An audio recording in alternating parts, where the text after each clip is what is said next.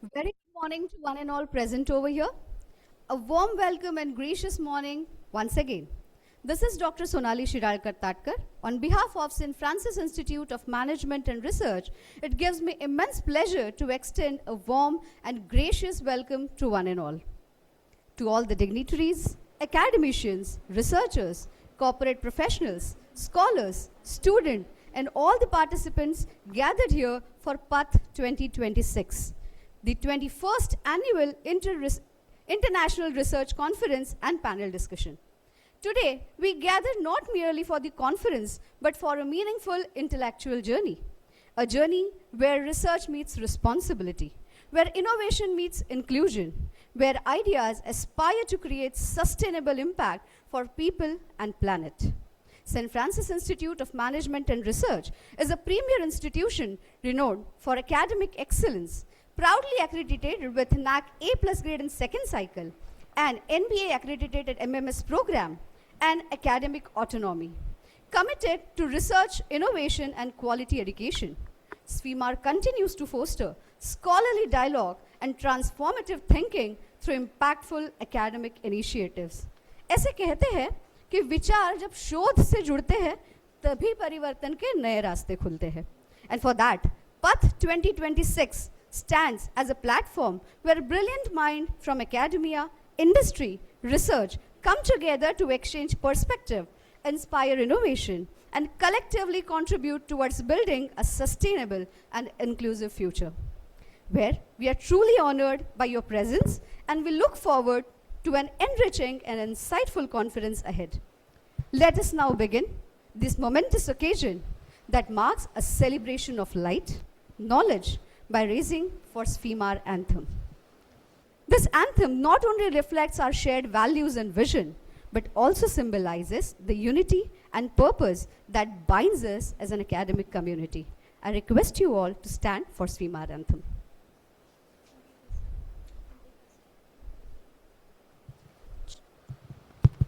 I request students team to come for anthem.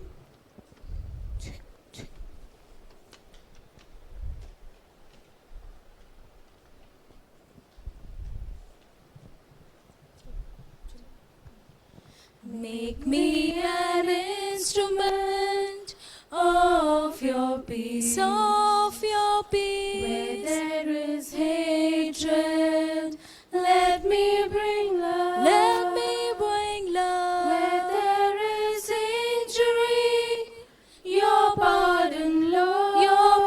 And where there's doubt, true faith in you. Make me an instrument of your peace, Where there's discouragement, let me bring hope. Where there is darkness, let there be your light. And where there's sadness, let me bring joy. Make me an instrument of your peace. It is in pardoning that we are pardoned. It is in giving that we do receive. And it's in dying that we're born to life. It is in giving that we do receive. And it's in dying that we are born to life. Thank you, everyone. As the spirit of SFIMAR anthem continues to inspire us with unity, purpose, and progress, let us now begin this meaningful journey of PATHH 2026. We shall now move towards the ceremonial lighting of the lamp, a timeless symbol of wisdom, enlightenment, and pursuit of knowledge. May I now humbly request our esteemed dignitaries to kindly proceed for ceremonial lighting of the lamp. I request our today's chief guest and keynote speaker, Professor Dr. Mariappam Muthaiya, Professor and Chairperson at Center of Hospital Management and Dean, School of Health System Studies and Student Affairs, Tata Institute of Social Sciences, Mumbai. We have with us Dr. A.P. Jayaraman, Principal, Scientific Advisor at Nehru Group of Institution. Please give a round of applause to all the dignitaries. Reverend Brother T.V. George, Registrar, St. Francis Institute of Management and Research, PGDM. Dr. Shalini Sinha, Director, St. Francis Institute of Management and Research. Dr. Sulbha Rao Rane, Director, St. Francis Institute of Management and Research, PGDM. Reverend Brother Albin Tete, Registrar, St. Francis Institute of Management and Research. We have with us Reverend Brother George Whitus, Director, Kala Sadhana. Brother, please come forward. Reverend Brother Benny Paul, Director, St. Francis Institute of Hotel Management. And a special person for the day, first participant to arrive at today's conference, Dr. Vishal Sandan Shive.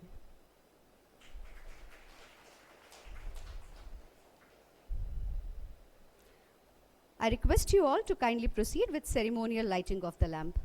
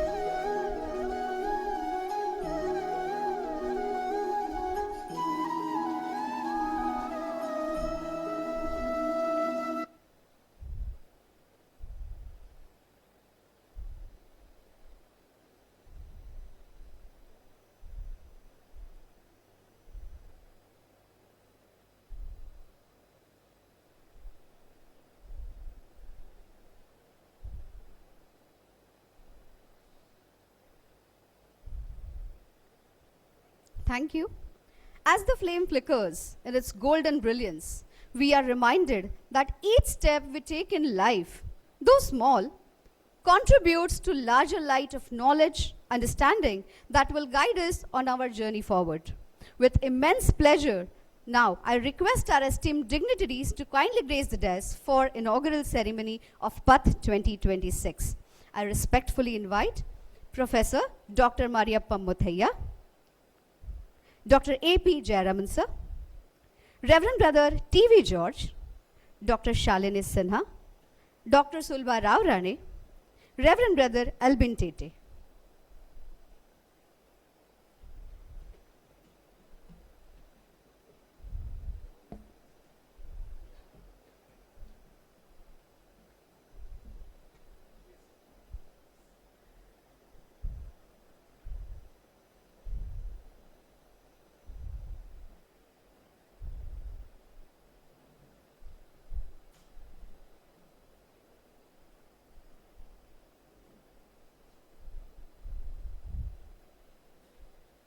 Thank you, everyone.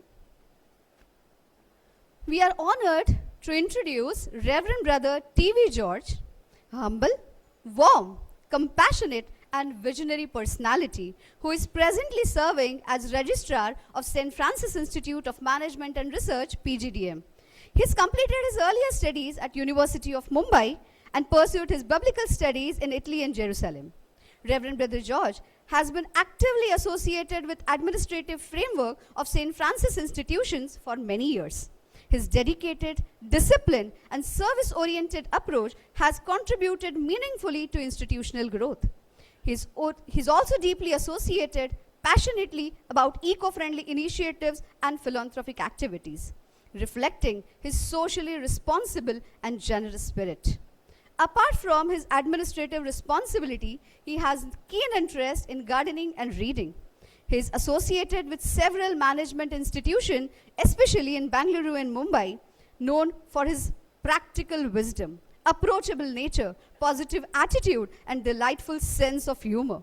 He believes in learning not only from academics but also from rich life experiences. With great pleasure, please give a round of applause to Reverend Brother T.V. Josh to deliver the welcome address.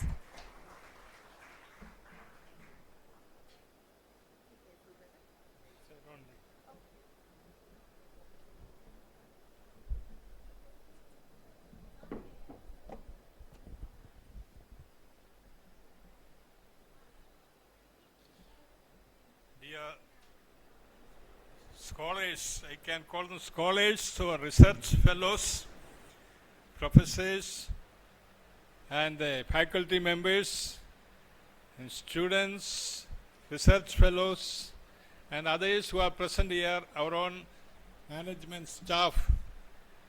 I am privileged today to be here on behalf of the chairman of this institute, also from the president of the institute, to honor you, our main celebrants of today. We call them chief guests, speakers, we call them celebrants. For Franciscans we are, everything is a celebration of life. And today is the 21st Annual International Research Conference, and the theme is AI for a Sustainable Tomorrow, Bridging Innovation, Inclusion and Impact for People and Planet. And this, our important people, VIPs who have come from other institutions, are people, inclusive people, I think, as far as I see. They are not believing only in AI-generated technology. They believe also in planet Earth. They believe in sustainable energy and sustainable health management. And I see Tata Institute of KISS. I have also great admiration for Tata. Ratan Tata, who died recently, he was a philanthropist, a humanist, and besides that, he built up so many things for the next generation in all aspects. So we consider him also a saint, and many others from their institutions and our own faculty, all are here today. It is my privilege to thank them for being here with us, to encourage us, to share with us. I know there are some people offline, also online, offline, physically present outside this campus. And we wish all of them all the best today. And today is a Saturday weekend. You are relaxed, and we wish you to be relaxed and stay back and have a nice time in our campus. And chief guest of today, Mr. Mariappan Muthaiya, is a professor and chairperson at the Center for Hospital Management and Dean, School of Health Systems, System Studies and Students Affairs, Tata Institute of Social Sciences, Mumbai, TIS. Our panelists are Mr. Ritesh Shah, Vice President Head, Farm Digital Center, Mahindra and Mahindra. Mahindra and Mahindra also are our great friends. Many of our students joined that company after ITI and all that. Very helpful to us. We thank them. Then Mr. Dr. Ravindra Dhiman, Assistant Professor, Center of Water Policy and Governance, School of Habitat Studies, TIS. And other panelists, Mr. Cheryl Linares of Pereira, co-founder of Cheryl's Cosmoceuticals. Another panelist and judge, Dr. Sangeeta N. Power, professor and former head, Department of Commerce, University of Mumbai. And 6, Judge Ritesh Kumar, Associate Professor of Human Resource Management and Father Rodrigues, Institute of Management Studies, University of Mumbai. Dr. Purnima Sangle, Professor, IIM Mumbai. And our delegates, 32 researchers, research papers from different parts of India are accepted, and the program in both online and offline mode. All SPMR and SPMR PGDM faculty and staff members and some students are present here for the program. This is our 21st PATHH research paper conference, and the theme I have already said. And I personally am not a very expert in these aspects of AI and all. Every second person you talk with today is speaking about AI. And yesterday, Nandan Nilekani, the Infosys CEO, was saying, in 2 or 3 years, half of the Infosys employees will be retrenched because of AI. But he says we will find means to keep them because of human considerations. So many of us will be out of the race. We are here as spectators today. So AI is going to take over. That is why we are afraid of AI. But at the same time, they have said it is a holistic, humanistic approach. They are data instead of social sciences. It is not a research center, means social aspects they have. So all this have to be included to see this, our earth, inclusive, sustainable, maintainable, and human race continues. So I am very happy. And AI is shaping work at an unprecedented rapid pace. Roles that need human empathy, etc., judgment, creativity, and physical presence need to remain resilient in spite of this. Think of healthcare. We have healthcare, nurses, doctors, philanthropists, physiotherapists, psychiatrists, and psychologists. Others like skilled workers like electricians, plumbers, chiefs, designers, and education and mental health. Even technical careers that design, train, and manage AI will grow. So it's not only AI as a mechanical substance that will grow, other human elements also will grow. Because human beings cannot be replaced. Ultimately, we are the beginners and sustainers of all. That is why our present Pope, Leo XIV, has sent an encyclical. Encyclical is a famous first encyclical of this Pope, a major letter to all the people. There he has written on an encyclical on AI. And he says, the Pope says, what we need is a synergy of human and technical skills to be alive and resilient today. Human and technical skills.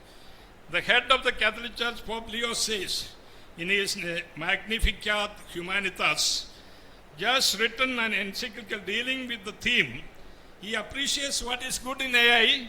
At the same time, he says, AI, we have to be careful about the future.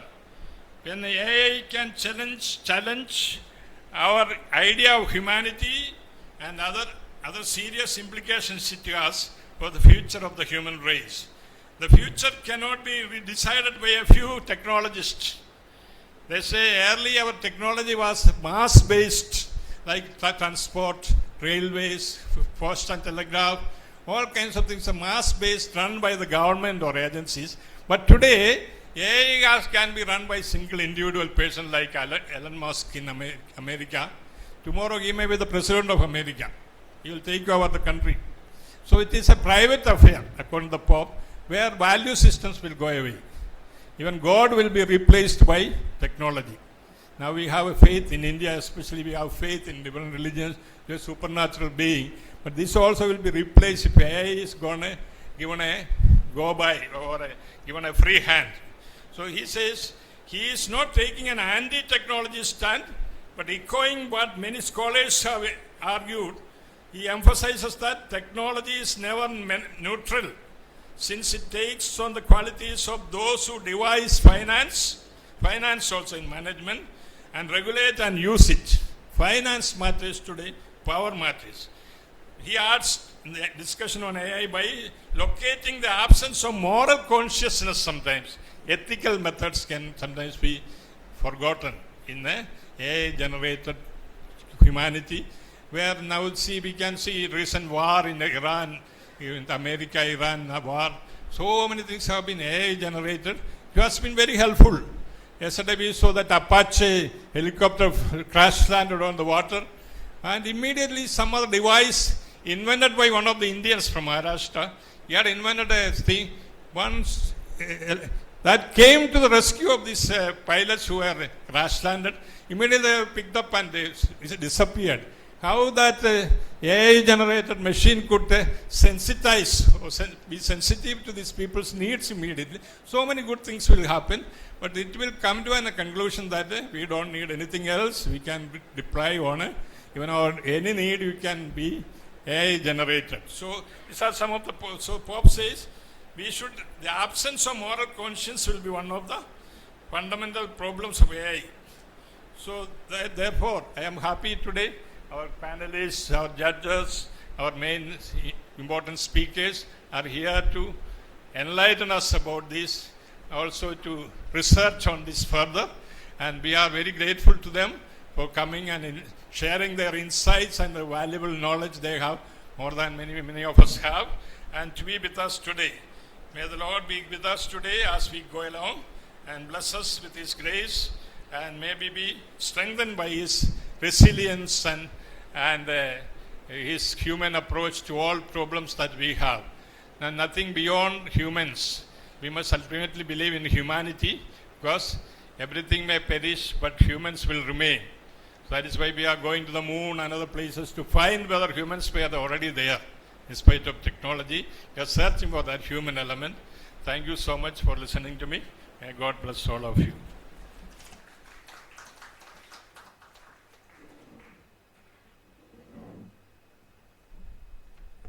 Thank you, brother, for your inspiring and thoughtful words. Before we proceed with the conference, let us take a moment to witness the journey of institution that has consistently upheld excellence in education, innovation, research, and value-based learning. May I request our IT team to kindly present SFIMAR institutional video.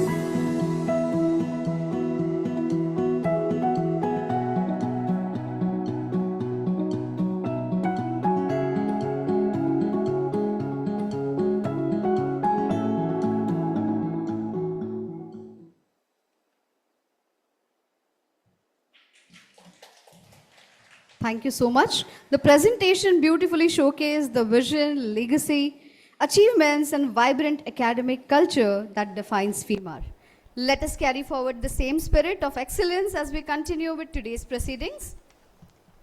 Now, it's my immense pleasure to welcome Dr. Shalini Sinha, our esteemed director, St. Francis Institute of Management and Research, a distinguished academician, researcher, and visionary leader. She brings over 32 years of rich experience in teaching, academic administration, research, and institutional leadership. Dr. Sinha holds PhD in management. She is gold medalist in post-graduation from Patna University, completed her MPhil from Jawaharlal Nehru University, and is alumnus of Senior Management Program at IIM Raipur. Her research contributions span economics and management with several Scopus Index journals, authored books, and granted patents on social, emotional loneliness and life satisfaction. She has also completed the ICSSR-sponsored research project on awareness and effectiveness of Jan Aushadhi Yojana in the Konkan region of Maharashtra. A prolific scholar and mentor, Dr. Sinha has successfully guided 10 PhD scholars and serves as a PhD thesis adjudicator for reputed universities.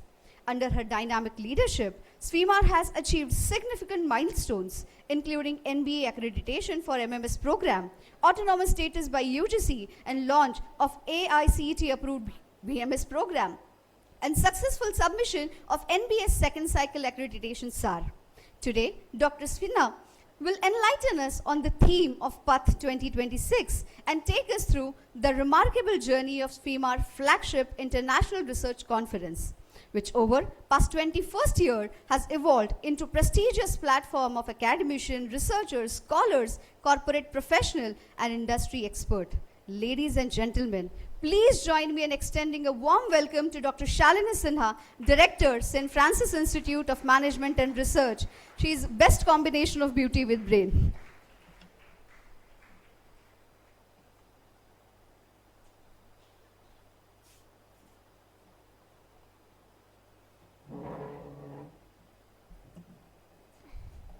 A very good morning. I welcome the glittering collection of eminent guests and dignitaries present here today. Chief guest for the day, Professor Dr. Mariappan Muthiya, Professor and Chairperson at the Center for Hospital Management and Dean, School of Health System Studies and Student Affairs, Tata Institute of Social Sciences, Mumbai. Reverend Brother T.V. George, Registrar, FEMAR PGDM, Reverend Brother Benny Paul, Director, SFIHM, Reverend Brother George Whitus, Head, Kala Sadhana Charitable Trust, Reverend Brother Alvin Tete, Registrar, FEMAR, Dr. Sulbha Rao Rane, Director, FEMAR PGDM, Dr. G. Ramesh, Deputy Director and Head MMS, Colonel Venkatraman, several eminent panelists for the day, Mr. Ritesh Shah, VP and Head, Farm Digital Center, Mahindra & Mahindra, Dr. Ravindra Dhiman, Assistant Professor, Center for Water Policy and Governance, School of Habitat Studies, Tata Institute of Social Sciences, Ms. Cheryl Pereira, co-founder of Cheryl's Cosmoceuticals. Panelist and judge, Dr. Sangeeta Pawar, Professor and former Head, Department of Commerce, University of Mumbai, Ritesh Kumar, Assistant Professor of Human Resource Management at Father Rodriguez Institute of Management Studies, University of Mumbai, Dr. Purnima Sangle, Professor, IIM Mumbai, and last but not the least, the researchers from different parts of the country and the city who are with us present in online as well as offline mode as participants for our International Research Conference, PATHH 2026, esteemed academicians, respected industry experts, researchers, scholars, faculty members, students, It gives me immense pleasure to welcome all of you to PATHH 2026, the 21st Annual International Research Conference and the panel discussion organized by SPIMAR and SPIMAR PGDM in collaboration with the University of Mumbai. Since its inception in 2006, PATHH has evolved into a vibrant intellectual platform that brings together thought leaders, academicians, corporate professionals, policy makers, and research scholars to deliberate on issues that shape business, society, and technology. PATHH indeed has come a long way since 2006 when it started, and it has always dwelled upon themes which are contemporary. In 2007, the theme was Management Challenges for Business in Changing Technology and Globalized Environment, and the subprime crisis era saw impact of global slowdown on the Indian economy as the theme of PATHH 2009.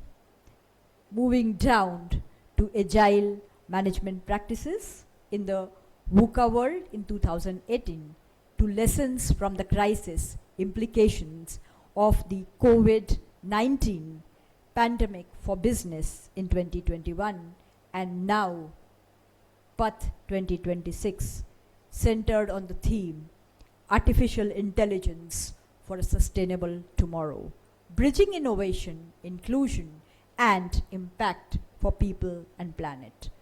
Even after 2 decades, these objectives continue to guide our vision and strengthen our commitment towards academic excellence. The theme for PATHH 26 is both timely as well as transformative.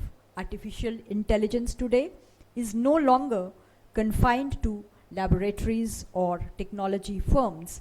It is influencing governance, healthcare, education, human resource management, sustainability, and every other sphere of human life. Yet, the true value of AI lies not merely in technological advancement, but in how responsibly and inclusively it is used for the betterment of the society and the planet. This conference, therefore, encourages us to ask much deeper questions. Questions like, how can innovation become more humane? How can technology remain inclusive as well as accessible? And how can AI-driven growth align with ethics, sustainability, and social responsibility?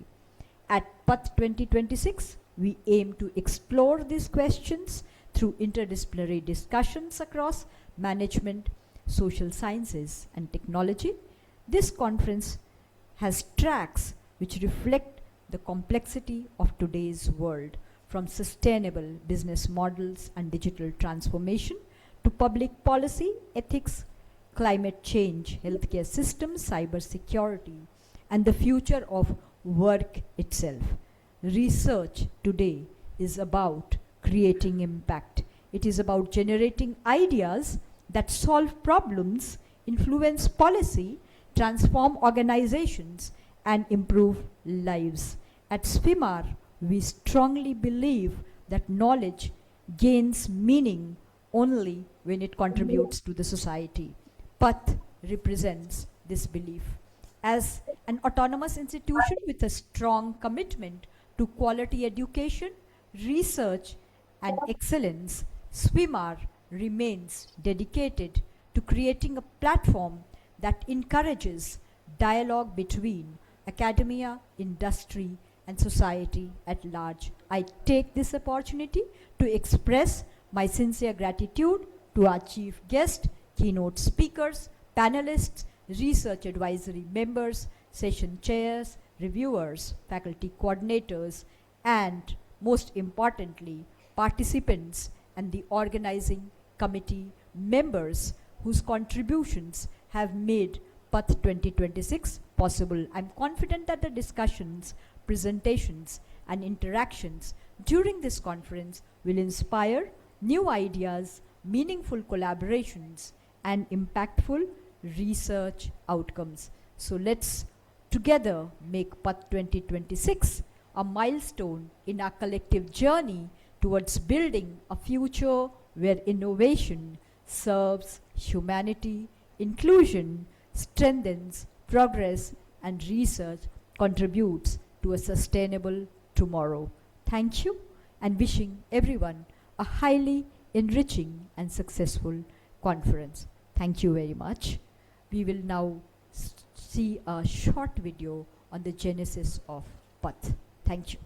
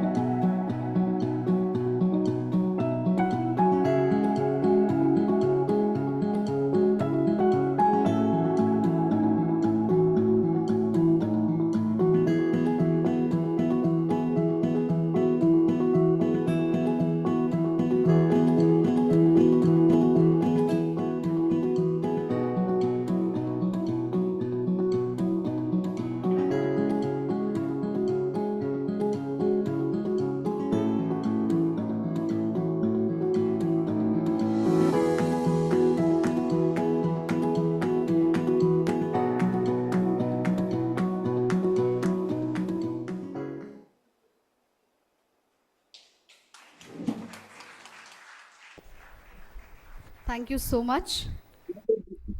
Now it's my immense pleasure and privilege to introduce our esteemed chief guest, Professor Dr. Mariappan Muthaiya, a visionary academician, eminent researcher, accomplished healthcare administrator, insightful mentor, and an inspiring leader.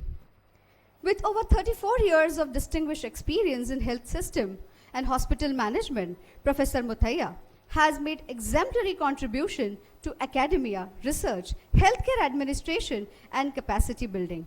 He currently serves as a professor and chairperson, Center for Hospital Management and Dean, School of Health System Studies and Student Affairs at prestigious Tata Institute of Social Sciences, Mumbai. A scholar known for his humility, intellectual depth, strategic thinking, and unwavering commitment to excellence.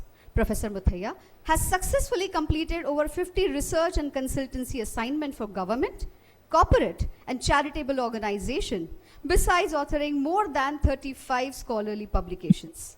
His expertise spans human resource management, organizational behavior, healthcare quality, financial management, performance excellence, and organizational development.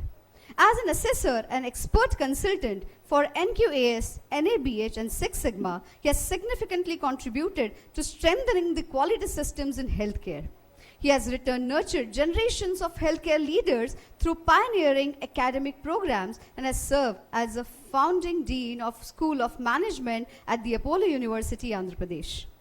His academic footprint extends beyond India through professional engagement in United Kingdom, Bangladesh, Nepal, Afghanistan, reflecting his enduring vision for building competent, ethical, and quality-driven leadership for the healthcare sector. I request Dr. Shalini Sinha, Director, St. Francis Institute of Management and Research, to kindly felicitate Professor Dr. Mariappan Muthaiya with sapling as a token of respect and appreciation.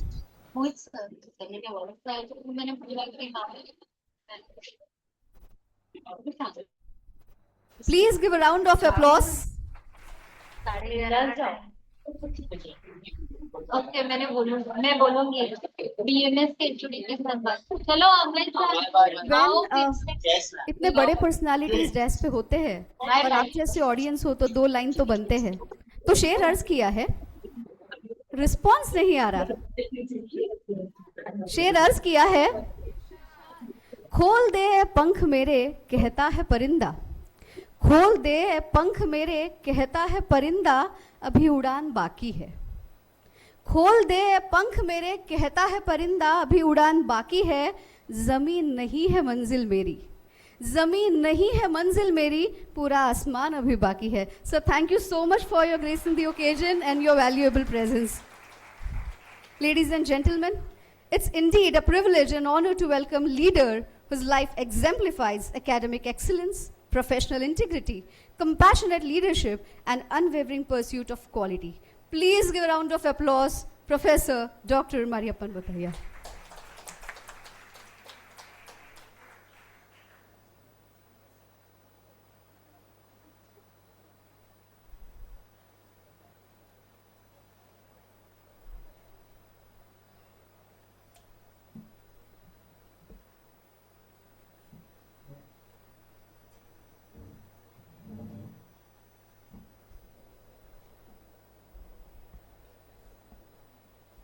Very good morning. I am audible to everyone. Can you hear me? Yes.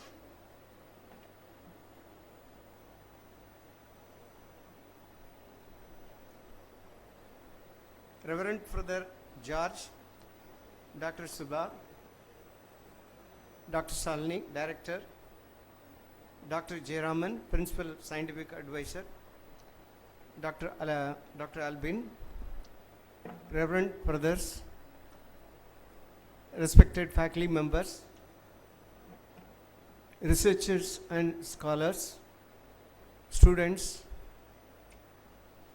and the people from online. Everybody, I wish very good morning and best wishes to everyone. Indeed, it is a great pleasure and honor for me to be here in this wonderful institution. I reached here sharp 9 o'clock I saw the building, the environment, and it's greatly inspired me. When we see any place, any home, any person, we have certain inspiration, some kind of attraction that makes us to conduct ourselves, how to work with them, how to deal with them, how to live with them. And it's a great pleasant experience for me just seeing the institution which I've been living here, homely environment. All ladies were very pleasant, kind, they guided me properly to this place. I'm going to speak a few words which I think appropriate. I request you to take right things and leave these things which are not right for you. When we say about artificial intelligence, I begin myself as a student, started enrolling program on artificial intelligence. Start studying 10 weeks online program with the international university. Very unfortunately, I was not able to give complete devotion, dedication to this particular course. However, I tried to manage and pass that. My learning about artificial intelligence, throughout my learning, I find it very useful and very helpful. But the title what you have kept here for this conference theme is AI for a Sustainable Tomorrow, Bridging Innovation, Inclusion and Impact for the People and Planet. It is true that AI can be a sustainable for people and planet. It can create. But there are a lot of apprehension about AI. So many great things, so many disadvantages visibly seen by looking at AI. But it is for the people to identify what is right, what is wrong. In this world, we know both are existing, good and bad. We must take good thing and leave the bad thing and take it outside. What is the best possible thing which is useful for everyone? It is a responsibility of everyone. Come to AI point of view, there are many experiences we can share it today. You have been using your mobile and you open up your all personal data information and it is available to rest of the world. Now when you open certain sites, it gives you some ideas, it gives you some directions, it gives you some hints. Suppose you are searching for some hotels in the internet and you may close it that point in time. Next time in open, then it gives you what are the best hotels nearby, what is cheap and best. And that guidance you are getting it through AI. AI already operating with you. Where you are going, what you are doing, which person you are talking, and minute to minute AI can record. As soon as you open your internet, your all privacy, all data is going into AI. One gentleman asked the other day that AI is stealing all your personal information and it is providing data for everywhere, every business, and who has given the authority, who has given the power, what is the legal validity? But the question is that if you get positive information, necessary data for you, that is helpful to you. But even sometimes someone don't like that their personal data is taken away. That is, nobody asked permission for it. Now see both the side of coin always there. I was in the airport, one of my senior most student who's a head of the state, he came to receive me in the airport. He just gave me a flower bouquet. One person took the photograph. The afternoon I am seeing a video, he and myself dancing on the airport. I was surprised that I am a that good dancer in the AI. AI can create anything which is possible. Now here, how we should take it forward? We must know what is realistic, what is artificial. Human intelligence we must use to discriminate, identify what is artificial intelligence. Someone produce such kind of data, such kind of information, you must outrightly reject it. You should never buy it. You never go along with that. Suppose it is been displaying something wrong about young ladies or young boys or any particular individuals, we must outrightly reject it and delete it or tell them that it is not correct. At the same time, some great things is coming, you should use it and appreciate. That's where we need to use human intelligence to work with AI. When it comes to healthcare, AI is providing lot of information for decision making. A doctor can almost finish his treatment virtually by looking at all the AI practice. AI guide a doctor to diagnose, predict, conduct predictive analysis, take all the necessary steps to how the treatment can be done and measure the risk, able to identify calculative way of doing it. In that manner, almost this particular case if I take up or this particular problem, for example, if a cancer patient comes, what is the successful model, how much, what percentage of success I can have by doing surgery or any mode of treatment through the diagnostic and predict treatment, and that way he can decide, then he can get into the job. So 99% accuracy they can identify and then they can start the treatment. That is the level of support it is given in healthcare. In business, we can take lot of support. You know that business always have a certain major problems. Like one is customers. We must deal with the voice of customer. On the other hand, we must deal with the voice of business. In both the side, AI can help so much. So in terms of ensuring business problems, business challenges are identified, and use all innovative techniques, models, various things, including identifying your process reengineering, process development, continuously work on identifying various bottlenecks, applying all possible managerial techniques that you can use AI. Identifying the constraints and solving the problem, you can do AI. And ultimately, what is the outcome which you are going to identify? What are your profit line? Where we are missing opportunities? All the things AI can give you a support. That way you can ensure your voice of business is taken care. When it comes to customer challenges are so many. First of all, any product or service a customer would like to choose, AI will guide. How you should ensure your product with a cheaper cost, your cost leadership. How do you ensure that your product is defined, designed, and it is prepared in a unique way, unique qualities, product differentiation strategy. All this can be achieved through AI. There are many techniques, tools which are available in AI. Therefore, your voice of customer, voice of business is taken care by AI. Therefore, AI can be sustainable for the people and the planet. Finally, I would like to bring two important words which we link with human intelligence and artificial intelligence.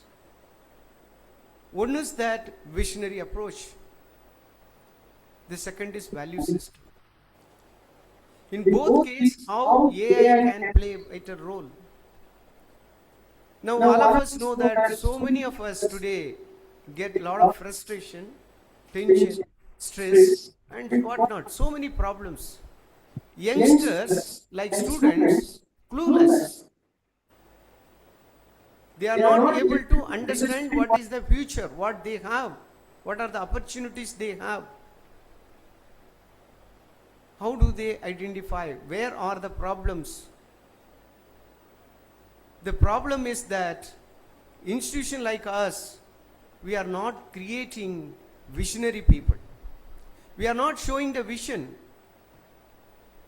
They are fail to understand their potentials. They fail to understand the areas which they can work, the huge opportunities, and they are not being guided appropriately to lead their life, rest of their life in a very safe and secure and comfortable way. So how do we address all these issues? One is that we must show them that what is their purpose of life. So many times students will ask question, what is my career opportunity? What are my chances? How much I can earn? This is the question they have. This is very narrow and short-minded questions. Unfortunately, as a teachers, we are not able to shift them from that question to what contribution I can do.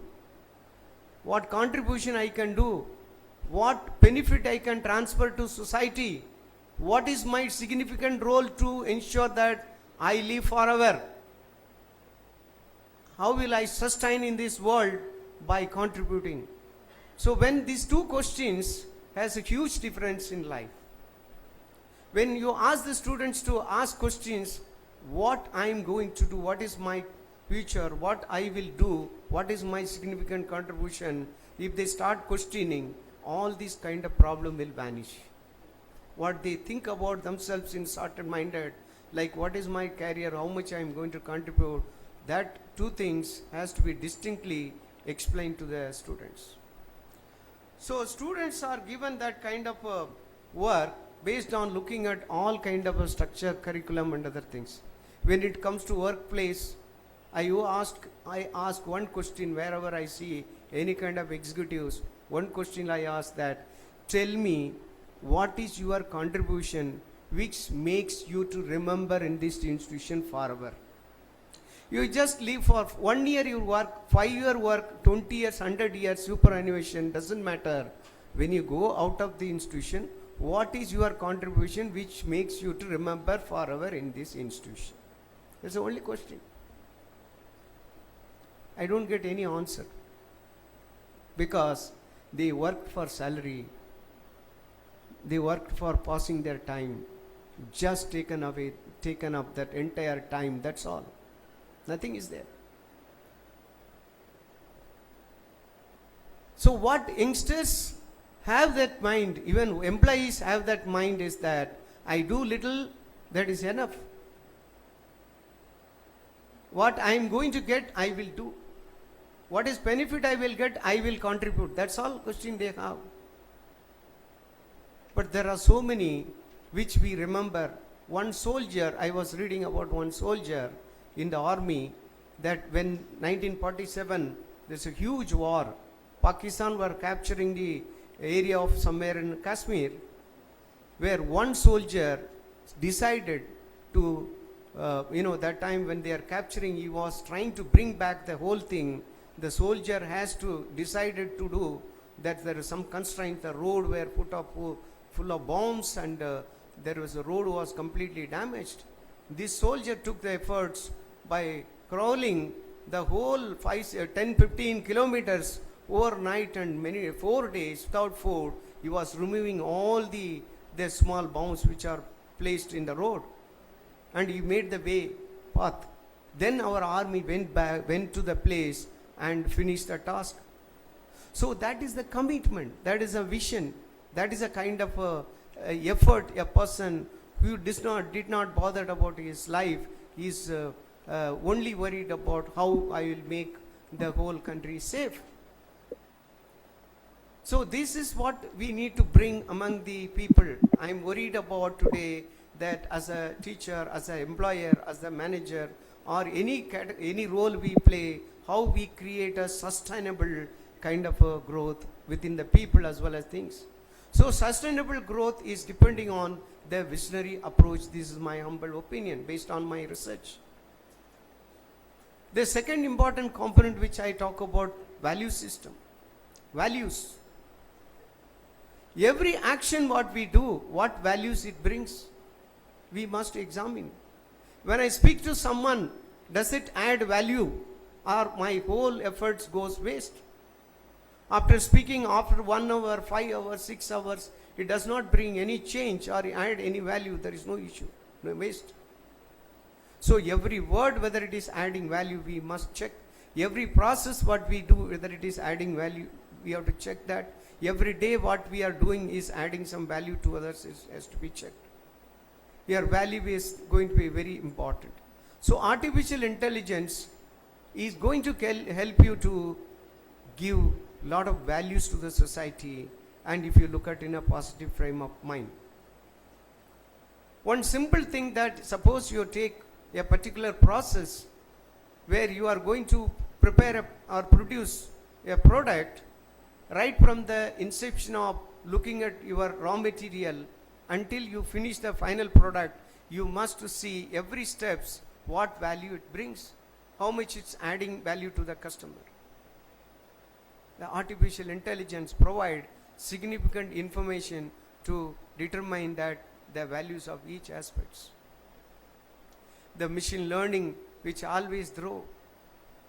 So therefore, here I would emphasize that the data science, which you need to have a clarity, and then put into machine learning, then bring into artificial intelligence, so you can ensure the visionary approach as well as value system within that particular aspects, and see that their sustainable growth development is taken place. So I would like to also highlight some of the negative aspects of artificial intelligence. So one has to be very, very cautious. Suppose as a student, if you are typing some prompt in your Gemini or ChatGPT or any particular forum, at least as far as my knowledge goes, 9 to 11, 12 large language model platforms are available. You type any one of the prompt and it gives you the results. What I understand that MBBS graduates, when they are treating a patient, they type something on the large language model that gives some instant solution for treatment. They just simply implement without having any background check. Senior professors, senior doctors are much worried about the way the youngsters are doing it, because that is not the right way of doing. That's not give a clarity on this. So the mode of treatment is suggested by AI is not suitable for that particular patient. Every patient has his own history, problems, and various diagnoses. When you apply that kind of things, it's going to be wrong. So what ideally it is told that use AI as an information, but not as a final decision maker. Don't deal it 100% rely on that, because we deal with a specific environment, specific setup, and specific requirement. Therefore, a common uniform advice which is not going to be beneficial, but it gives some information. Therefore, any decision which is come from AI is subject to verifiable, subject to confirm, and you have to use your human intelligence and then decide. As per your best of knowledge, whatever suggestions, decisions come from AI prompt, that you need to decide and take it forward. So ultimately, institutions, when it comes to making development of sustainable AI, using of AI for sustainable development, has to set certain kind of a requirement. That is something like post a culture of innovation and excellence. So students must be guided with what are the various opportunities in terms of learning. Now one thing, a question will be asked, shall we ask students not to get involved in using AI, or will not allow them to? Yes, of course, we need to allow them, but we must guide them with a certain principles, how much they can make use of it, what is the rules and regulations they are supposed to follow. And we must ensure that a proper partnership which is created along with the various institution stakeholders for field level training, all this. Now we must expose them to the digital world, and they have to understand the realistic picture and while doing it for the students, as well as the work group employees. Already they are going through all the practices, everything. So therefore my particular point here is that AI can be a very helpful tool provided with very cautious and careful approach, and having a full knowledge understanding of on the subject based on your human intelligence, and that grows help make you to sustainable economic and social development. Of course, it's a vast area, so much we can talk about it, but with this I will just conclude here, and I would tell you that only final word is that everything finally, one thing is called mentality. The mentality is going to decide for you. When the lion walks into the forest, when it walks, and just opposite elephant comes, the lion feel very happy and think that I am going to have very big lunch today. Whereas the elephant thinks, so I am going to be a big lunch for lion. The mentality of lion is different from mentality of elephant. Elephant is though giant, big and very strong, but the mentality is so weak. Lion comparatively very small but very strong and powerful, having a very strong and positive attitude. So lion never give up and thinks that this is my lunch. So your mentality is the important concern. Keep your positive thinking, be strong, brave, and use right thing, and build your capacity to be a contributor and to be a visionary. With this, I'll close this. Thank you so much for giving a wonderful opportunity. Thank you.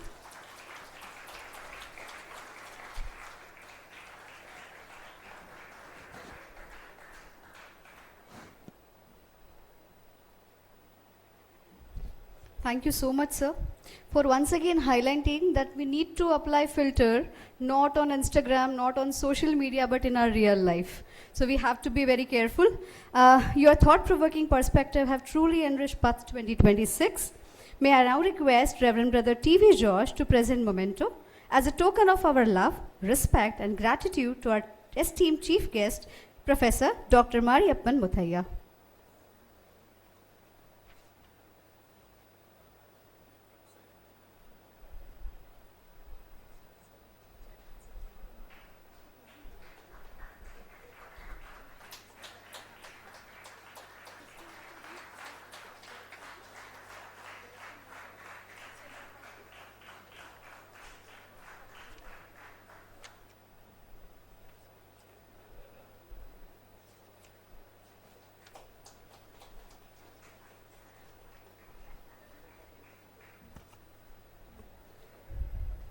I now request Dr. Sulbha Raurani ma'am to felicitate Dr. A.P. Jayaraman sir.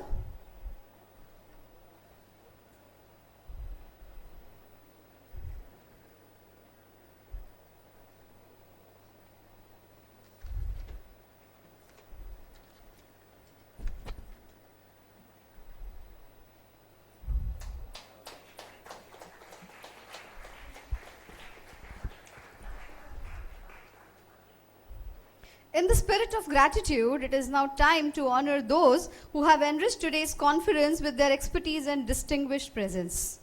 We are privileged to have 4 eminent panelists with us today, presenting academia, industry, entrepreneurship, and public policy, whose diverse perspective will undoubtedly make a panel discussion more insightful and impactful.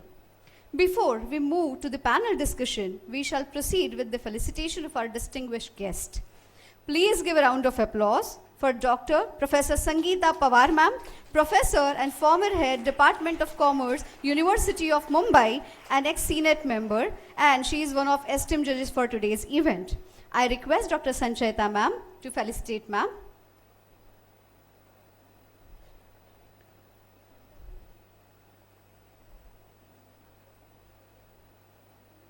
तालियों की आवाज कम अच्छी नहीं लगती.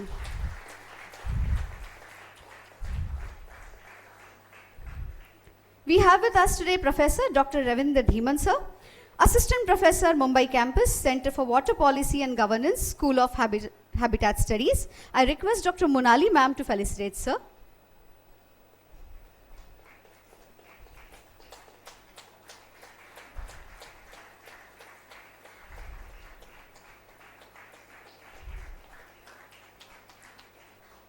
We have with us Ms. Cheryl Pereira, co-founder of Cheryl Cosmeceuticals, India's first skincare brand to be acquired by global beauty leader L'Oreal. Dr. Sancheta ma'am, it's a kind request to felicitate ma'am.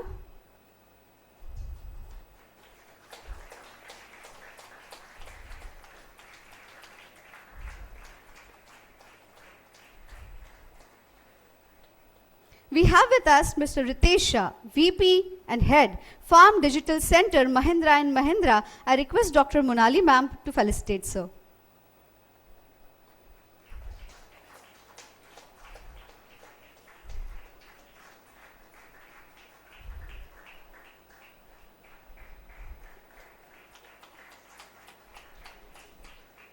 Now, may I take this opportunity to acknowledge and warmly welcome our esteemed judges for PATHH 2026.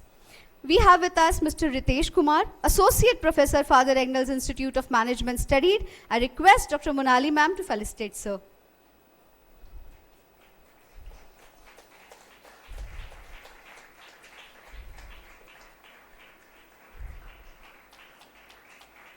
We have with us Dr. Purnima Sangle, Professor, IIM Mumbai. And I request Sancheta ma'am to felicitate ma'am.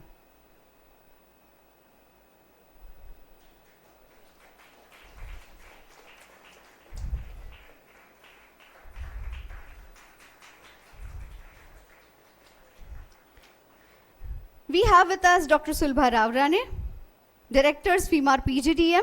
I request Monali ma'am to felicitate ma'am.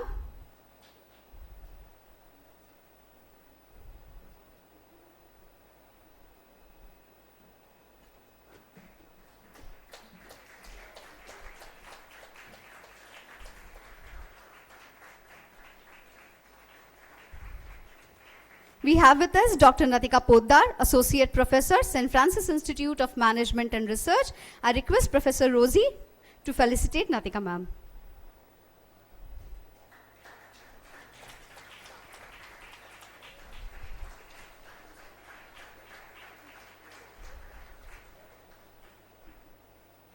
Dr. Smita J. Sudasan, Associate Professor, St. Francis Institute of Management and Research. Once again, I request Professor Rosie to felicitate ma'am.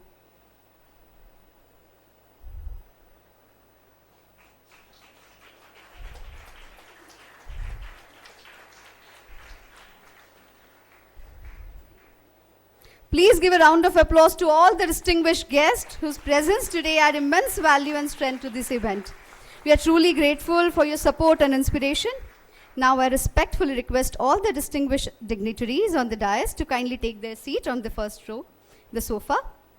As we prepare to begin the panel discussion, one of the most important, engaging and insightful session for today's conference.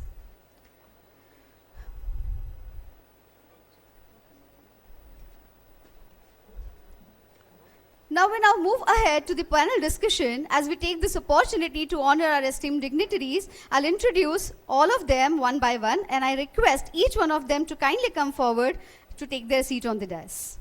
May I request Professor Dr. Sangeeta Pawar ma'am. Dr. Sangeeta is distinguished academician, researcher, administrator, and mentor with over 30 years of teaching and research experience in commerce and management. She is the professor, former head, Department of Commerce, University of Mumbai, former Senate member, and has also served in-charge director of key academic centers at University of Mumbai.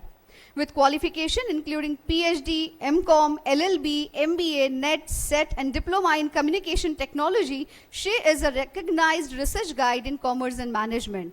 Her expertise spans research methodology, banking and finance, international finance, HRM, marketing, and consumer behavior. She currently serves as a national president of UDAN Teachers Wing and continues to contribute significantly to quality education, research, and academic empowerment. Please put your hands together for Professor Dr. Sangeeta Pawar ma'am, a perfect blend of grace, knowledge, and brilliance. Welcome, ma'am. Please come on the dais.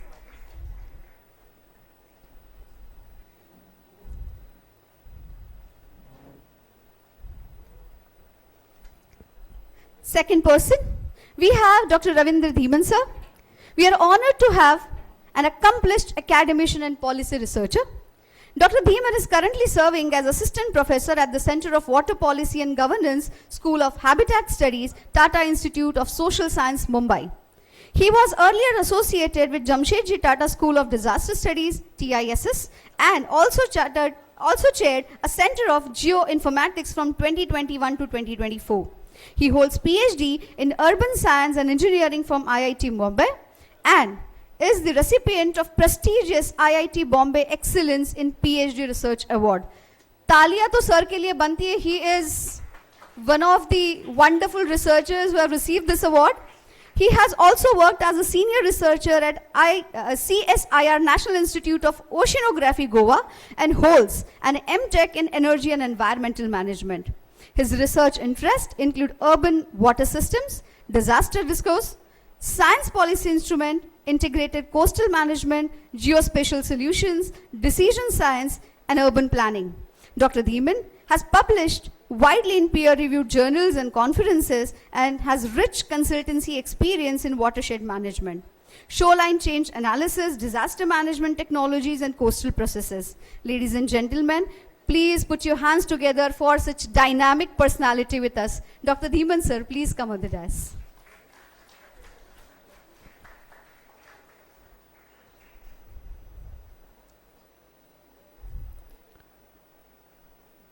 Now we are delighted to have with us today Ms. Cheryl Pereira, a dynamic business transformation expert, corporate strategist, visionary entrepreneur, and pioneer in the Indian beauty and wellness industry. She is currently co-founder of CodeSkin.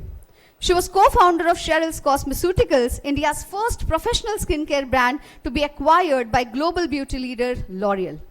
With over 3 decades of experience, she has created innovative skincare and hair care solutions for Indian consumers and expanded the brand to more than 10,000 salons across the country. Recognized among the top 75 women in STEAM by the Office of the Principal Scientific Advisor to Government of India, Ms. Cheryl is deeply committed to youth and women empowerment. Through her Take Charge program, she has mentored over 820 young adults in Mumbai. Continuing her mission, she founded the Sapphire Academy, where she mentors women entrepreneurs to build and scale successful businesses with confidence, resilience, and purpose. Everyone, please put your hands together for Ms. Cheryl Pereira, a truly inspiring personality who beautifully embodied the grace, wisdom, entrepreneurial brilliance, and purposeful leadership. Welcome, ma'am. The fourth panelist with us today, Mr. Ritesh Shah. We are honored, sir, a visionary entrepreneur, industry leader, and digital transformation strategist. He is currently served as Vice President and Head, Farm Digital Center, Mahindra & Mahindra, where he hits enterprise-wide digital transformation, operational excellence, and innovative-led growth. With over 21 years of rich industry experience across leading organizations such as Mahindra & Mahindra, Maruti Suzuki, Bajaj Auto, Mr. Shah has successfully driven high-impact initiatives by integrating business strategies with cutting-edge digital technologies to create scalable, sustainable digital ecosystems.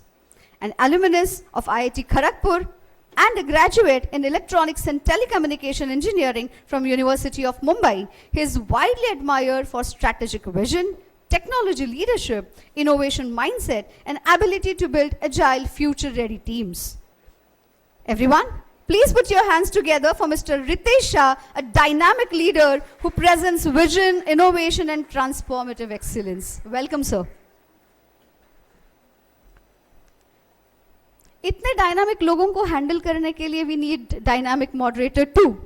So we are pleased to have with us doctor Paul Alukal, assistant professor at St. Francis Institute of Management and Research, specializing in human resource management. He holds BTech in Electronics Engineering from VJTI, Mumbai, a PGDM in General Management from IIM Indore, and PhD in Green Human Resource Management from IIM Mumbai. With around 3 years of industry experience and nearly 11 years of academic experience, Dr. Paul has strong expertise in organizational behavior, human resource management, training and development, strategic leadership, organizational ethics, and total quality management. He has published 10 plus research papers in reputed national and international journals, including ABDC, Scopus, peer-reviewed journals, etc. His research interests include green HRM, mentoring, and employee engagement. Since joining SFEMAR in 2015, Dr. Paul has contributed significantly through curriculum design, research, mentoring, and quality assurance processes including NAC, NBA, and ISO.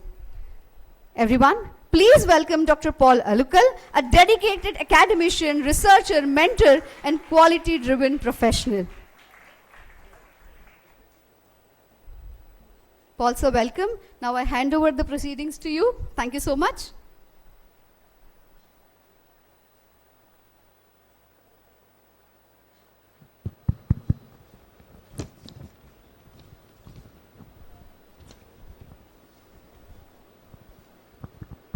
Yeah, good morning, everyone. Very warm welcome to all our distinguished guests, faculty members, students, industry leaders, and participants who are joining us today. As we all know, the theme for the session is AI for a Sustainable Tomorrow, Bridging Innovation, Inclusion, and Impact for People and Planet. Now, as already spoken, and I'm sure you all are also aware, artificial intelligence is no longer a future possibility. It is already among us, right? And it is influencing how we produce energy, manage resources, improve healthcare, strengthen education, and build resilient cities, and also address some of the world's most pressing questions, as well as challenges.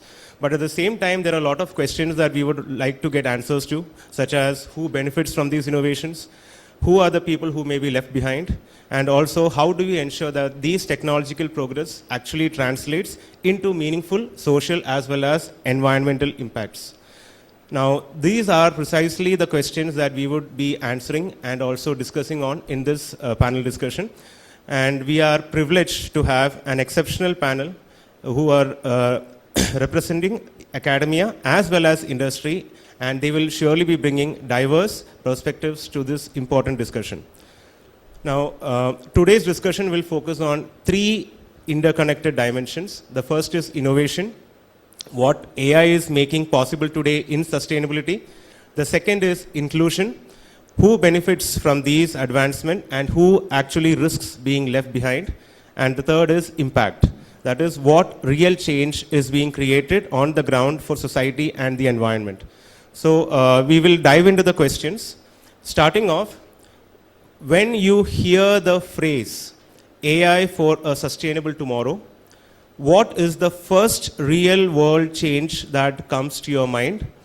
Something tangible that you can relate to. So here I would like to get the views of Dr. Sangeeta as well as Mr. Ritesh Shah.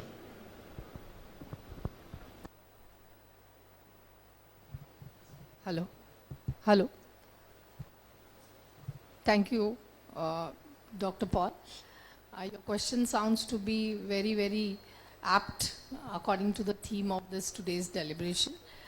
The minute we usher AI as the upcoming era, we talk about empowering our workforce, and to me the workforce basically from the academia is the professionals and the teachers and students. And this particular empowerment is not simple because it's all about transformation. So transformation is all in lines with skill taxonomy, because I believe when it comes to skill upskilling and reskilling, it has to have certain levels. First is the individual level, because individual level, for example, if it is a student, obviously a student looks forward to understand his or her transformation from the point of view of the jobs or the careers. As a result, when you talk about careers, the advent of digitalization is pronouncing AI as one of the largest transformation across the globe, wherein now you are not talking about Excel or PPT presentation, it's way behind. So it is like agile methodologies which is taking over the complete redundant kind of documentation, maintenance procedures, which is to happen with the corporates as well as the academics and all. Like, so these new formats the students will have to learn, they will have to upscale.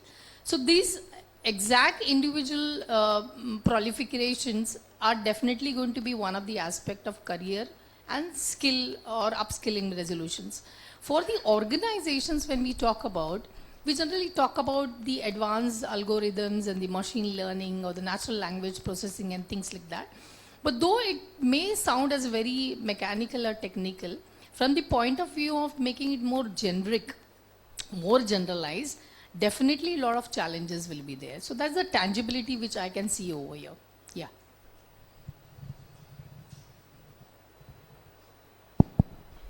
Yeah, am I audible? Okay.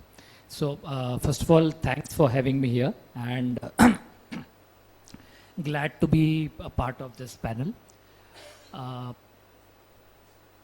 My perspectives would come more from the industry side, and when I say industry side, it would be more execution oriented around, you know, how AI is making things possible. Now, you know, coming to that specific topic of sustainability, AI, and what is that one thing that's changing. So let me start by what does sustainability mean for me, right? Essentially, in very simple terms, it means doing more with less, right?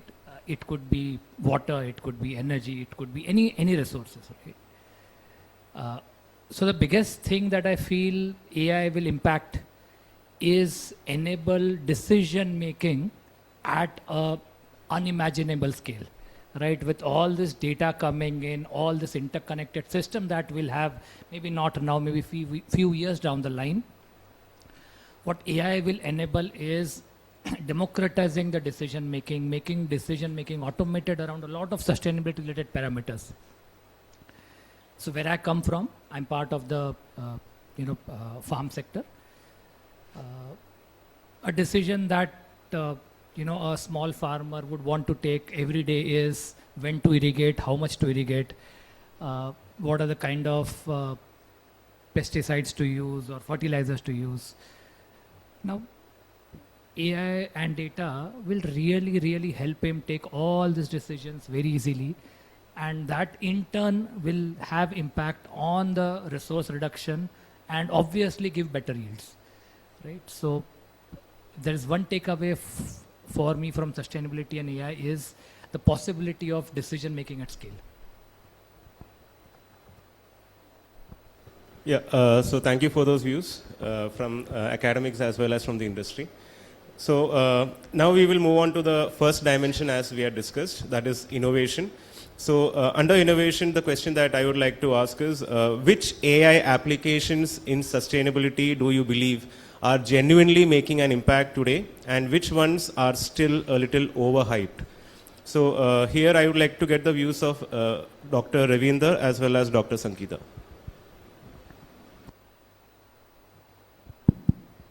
All right, so first I would like to thank to the organizer for having me here. And now coming to the question that when we talk about AI for the innovation. So before that, today we are talking about that AI for sustainable tomorrow. But from the literature and in my learning, whatever limited learning I had so far, so whatever is not maybe sustainable for today cannot be sustainable for tomorrow. So for example, earlier we had the Millennial Development Goal, then we transferred it to the Sustainable Development Goal, and we know by 2030 we'll be having some other terminology. But anyhow, the hope is good. I want to comment that one is we don't need to afraid from the AI as of now, particularly in the context of innovation I am talking about.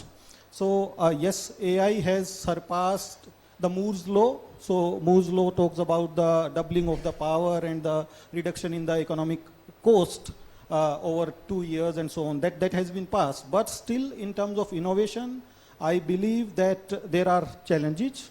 That AI can help you maybe to expedite your idea. Again, the idea is coming from the human.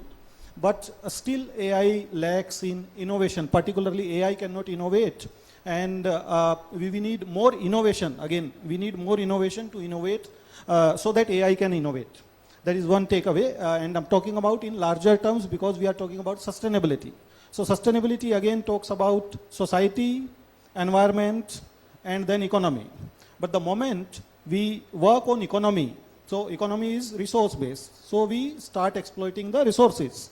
The moment we start exploiting the resources, we are degrading the environment. So creating a balance between the environment and the economy is the critical linear paradox as well. We all understand from that aspect. So on that note, AI will be able to innovate.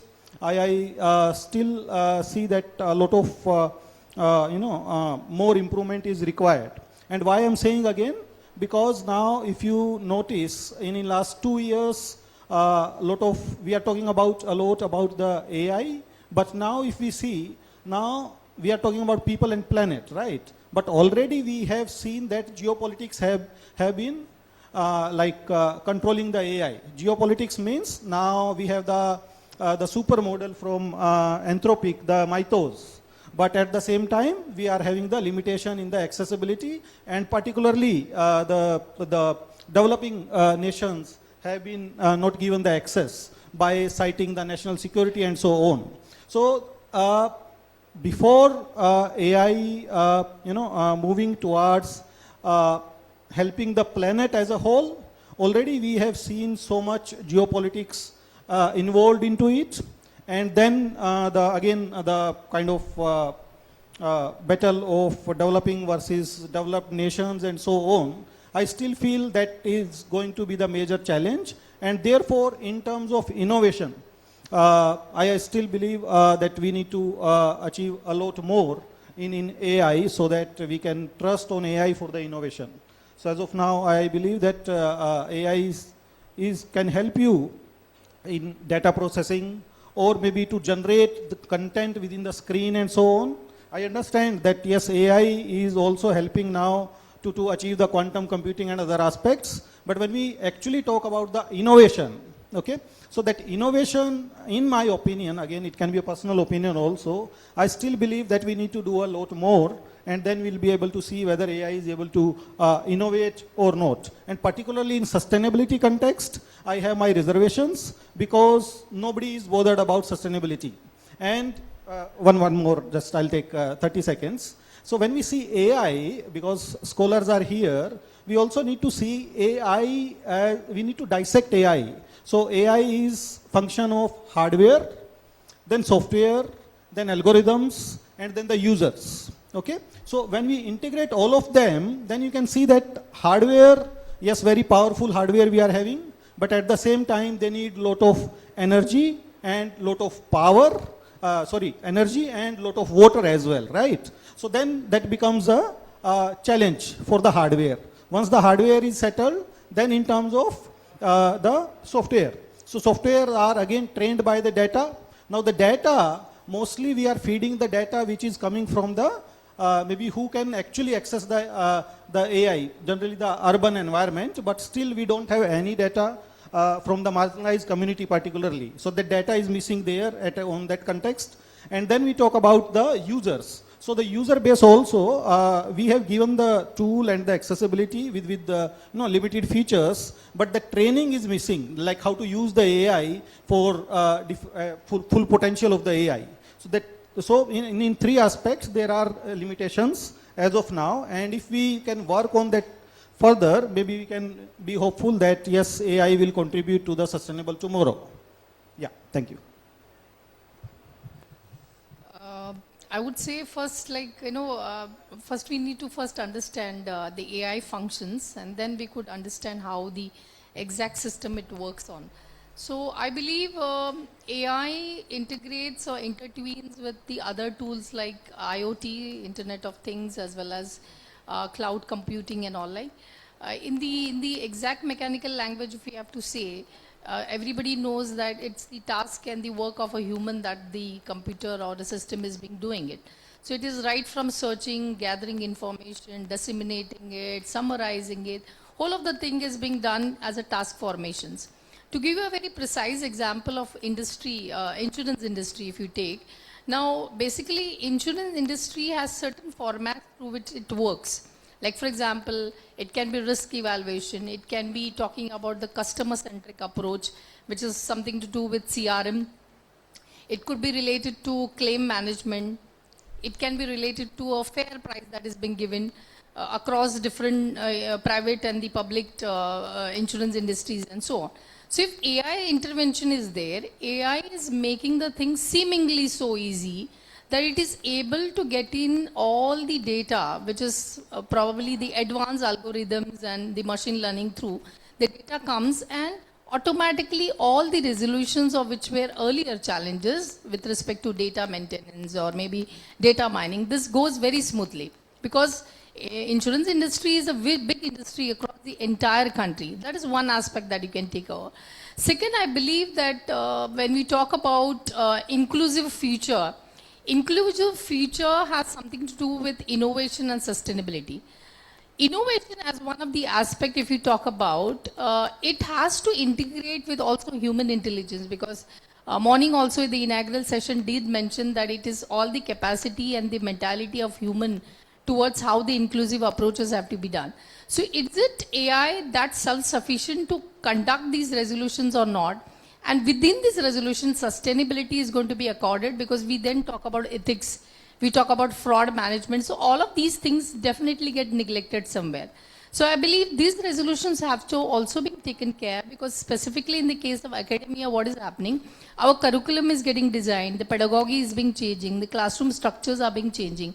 Machine learning through most of the activities are being happening, right from attendance, maintenance to grading of the students. All of these resolutions are happening. But the responsible usage of AI is one of the elements that has not been spoken much. So whenever we talk about AI, I believe the concept of give to gain. So are we talking about all these things? This also needs to be deliberated well. Okay, thank you for those insights. So moving on, the next question I would like to ask is, what are the biggest bottlenecks in terms of technology, data, infrastructure or governance when it comes to AI and its impact on innovation? So here I would like to get inputs from Mr. Ritesh as well as Ms. Cheryl.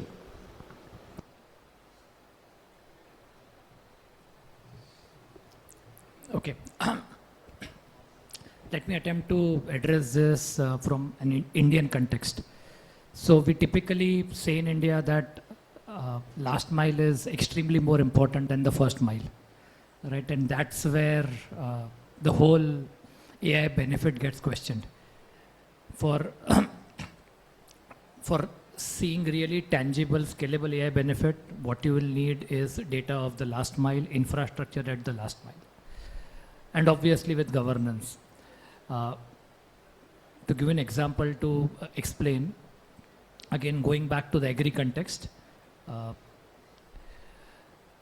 there are enough and more case studies on, okay, if I know the soil type, I know the weather pattern, I know the cropping pattern, I know the rain forecast, etc., right? A lot of decision making can happen. But do we have that data in the last mile? Right? Do we have accurate data about that particular soil type? What is the farmer doing? What is the age of that crop so that some advisory on a fertilizer input or a pesticide input can be given? Similarly, when we talk about industry, right, there's a very easy low-hanging use case of driving energy efficiency through a lot of IoT data that you measured. Essentially, having a lot of sensors, data coming from sensors, and you predict patterns of the machine cycles, and then you say, hey, this is how I optimize my energy pattern. Again, the good part is that this is easy. If you do it well, you get good 3 to 5% energy gains, and here it's not just cost saving, it's also carbon emission reduction because you use less energy. But the challenge lies again in the last mile, where a lot of plants are legacy, a lot of machines are legacy. The whole business case of upgradation to new machines which will have sensors versus the energy efficiency gains are still questionable. So, you see that as a big bottleneck where I really cannot scale up AI for, say, energy efficiency.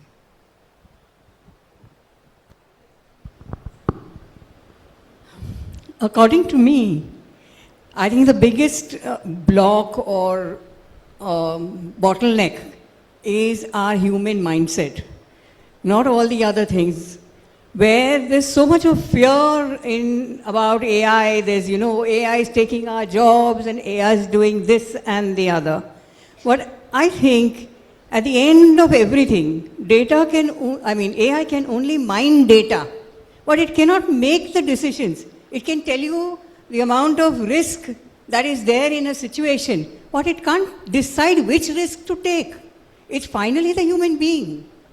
And our mind or our brain is wired for survival, not for thriving. So we need to overcome this and manage AI in the same way as we have managed all other things that have come in. When there were cars, when cars came in, there was no seat belt, there was no signals, there were no rules. But all that happened as we went along and we realized what the issues were, and therefore we could govern what was happening. The same thing will happen with AI. It is the human being who has to decide which direction to take AI in, whether we want to go ethically or otherwise. I think finally it's the human being and the human mindset that is the bottleneck.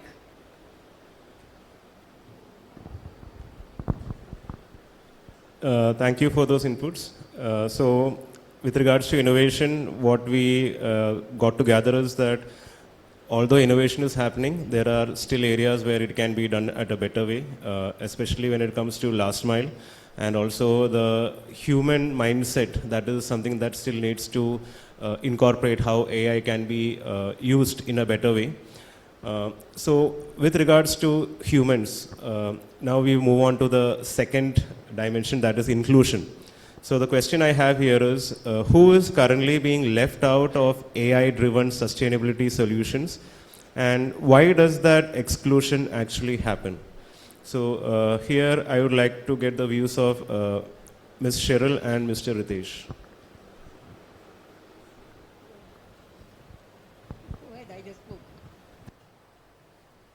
Okay. So this is a very interesting question, and my point of view out here is that right now the people who are getting excluded are the people who need it the most, right? Small businessmen, small farmers, MSMEs, SMEs.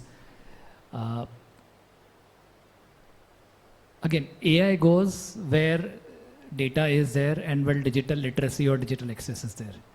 Now, a lot of things, in a lot of these areas, we still don't have. A lot of stuff are manual. So by design, they get excluded. That's one. Second, the way typically one approaches AI today is technology first. That's wrong, right? We should take a problem first approach. What is the problem we are trying to solve? That means your technology is adapting to your problems and your user is not adapting to your technology. That also drives exclusion. Example, again, getting back to the farmer example, there are a lot of startups today, a lot of companies trying to make fancy apps, right? We'll give you this, we'll give you advisory, most of them in English, right? And you go to a farmer, understand, it's extremely difficult for him to download an app, figure out what to do. Now the good part is there are also some who are understanding this and saying, hey, if I need to include them, the right way maybe is not digital, maybe it's hybrid or phygital, right? Where there is a layer who understands that and adapts that to enable the farmer to do more. The third factor driving exclusion is trust, right? How much do we trust insight given by an AI where we still make the decision, right? As ma'am said, humans still make the decision, but how much do we trust data? How much do we trust that insight? That's also creating a lot of exclusion of usage. I agree with quite a few things that you've said.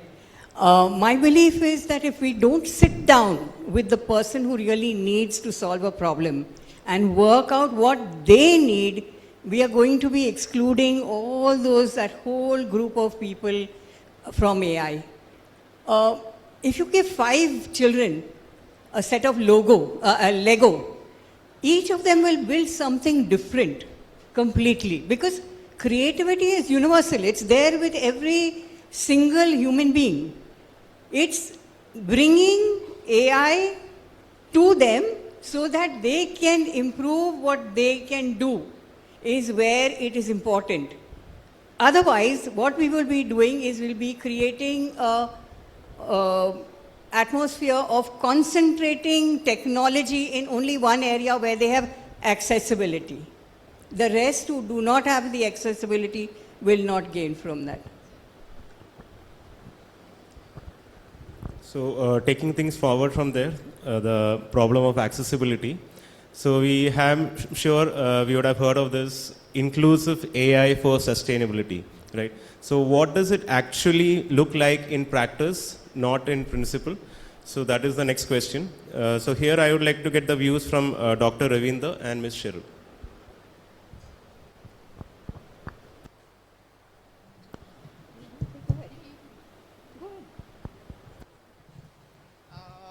Hello. I vouch on what Madam and Sir has already mentioned about the inclusive and the exclusive benchmarking of what AI has been doing today. We have been continuously talking about transformative AI systems and so on. To give a more substance to what Ma'am and Sir has already mentioned, as it is always talking about accessibility and innovation, so it is a fact that, you know, when we talk about inclusive future, so most of the MSMEs operating in the rural areas, women entrepreneurship, the startups, ventures which are being started, definitely they are having a shutdown, probably because of some of the issues of AI literacy and so on. Leveraging a technology to a certain extent, maybe because of this technological divide, is also one of the major factor which comes as a challenge over here.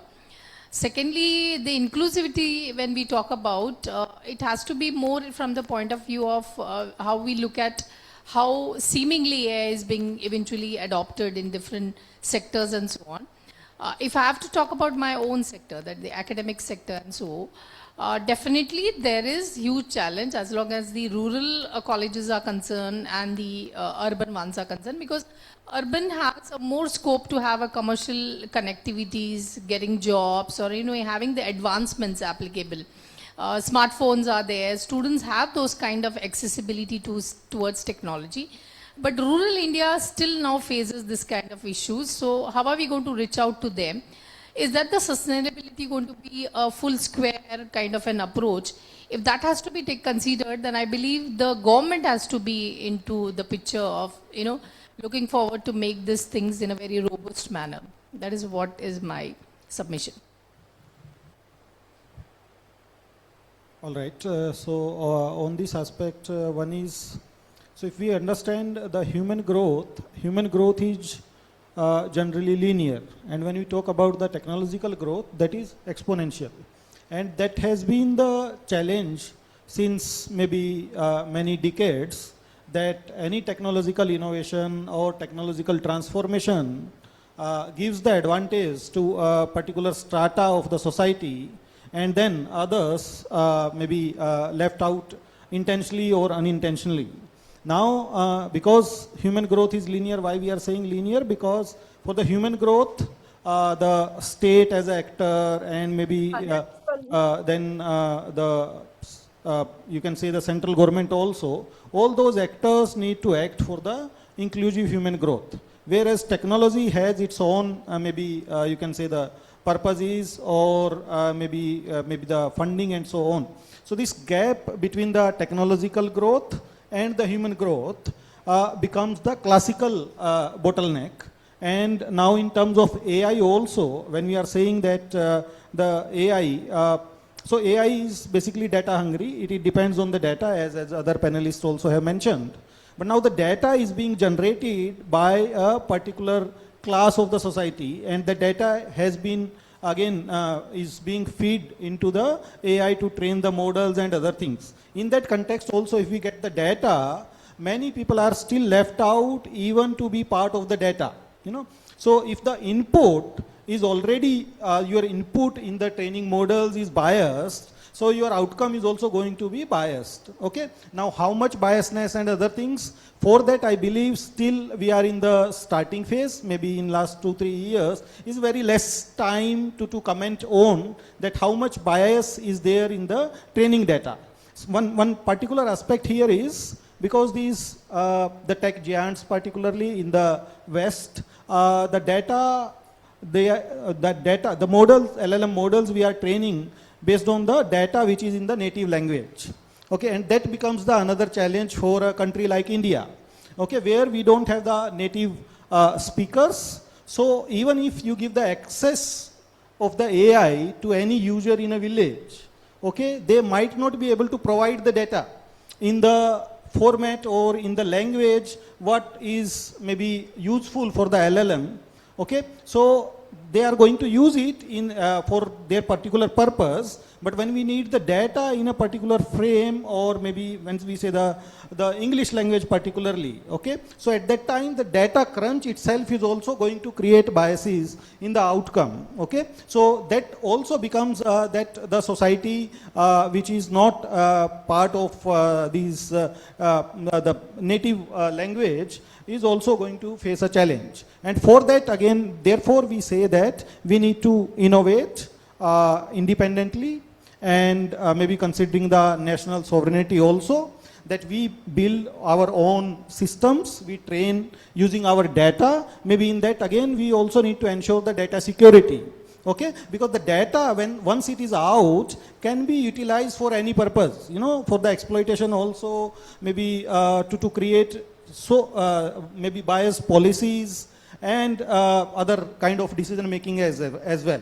So the accessibility, but then accessibility also with the you know, control, not that the control of vigilance, but the control where we actually know what is going to into the models and what is coming out.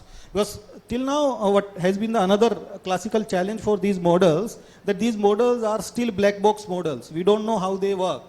Okay, so until that open science is endorsed, okay, in terms of the innovation of these models, training data sets and other things, I think governance remains the main classical challenge. We need more you know, regulations in terms of bringing the transparency to these models, transparency how the data is being crunched and for what purpose it has been used, it is being used. So all these challenges I think we need to consider. Yeah, thank you. So as was made clear here, there are still a lot of areas where inclusivity is still a major hurdle, where language, for example, the gap between technology growth and human growth, as well as the accessibility and the urban-rural divide. So these are all challenges that we will need to overcome if we need to actually ensure that AI is inclusive and accessible to everyone. So now moving on to the third dimension, that is impact. So the question here is, how do we actually measure the real world sustainability impact of AI systems in a credible way? So here I would invite inputs from Mr. Ritesh as well as Ms. Cheryl.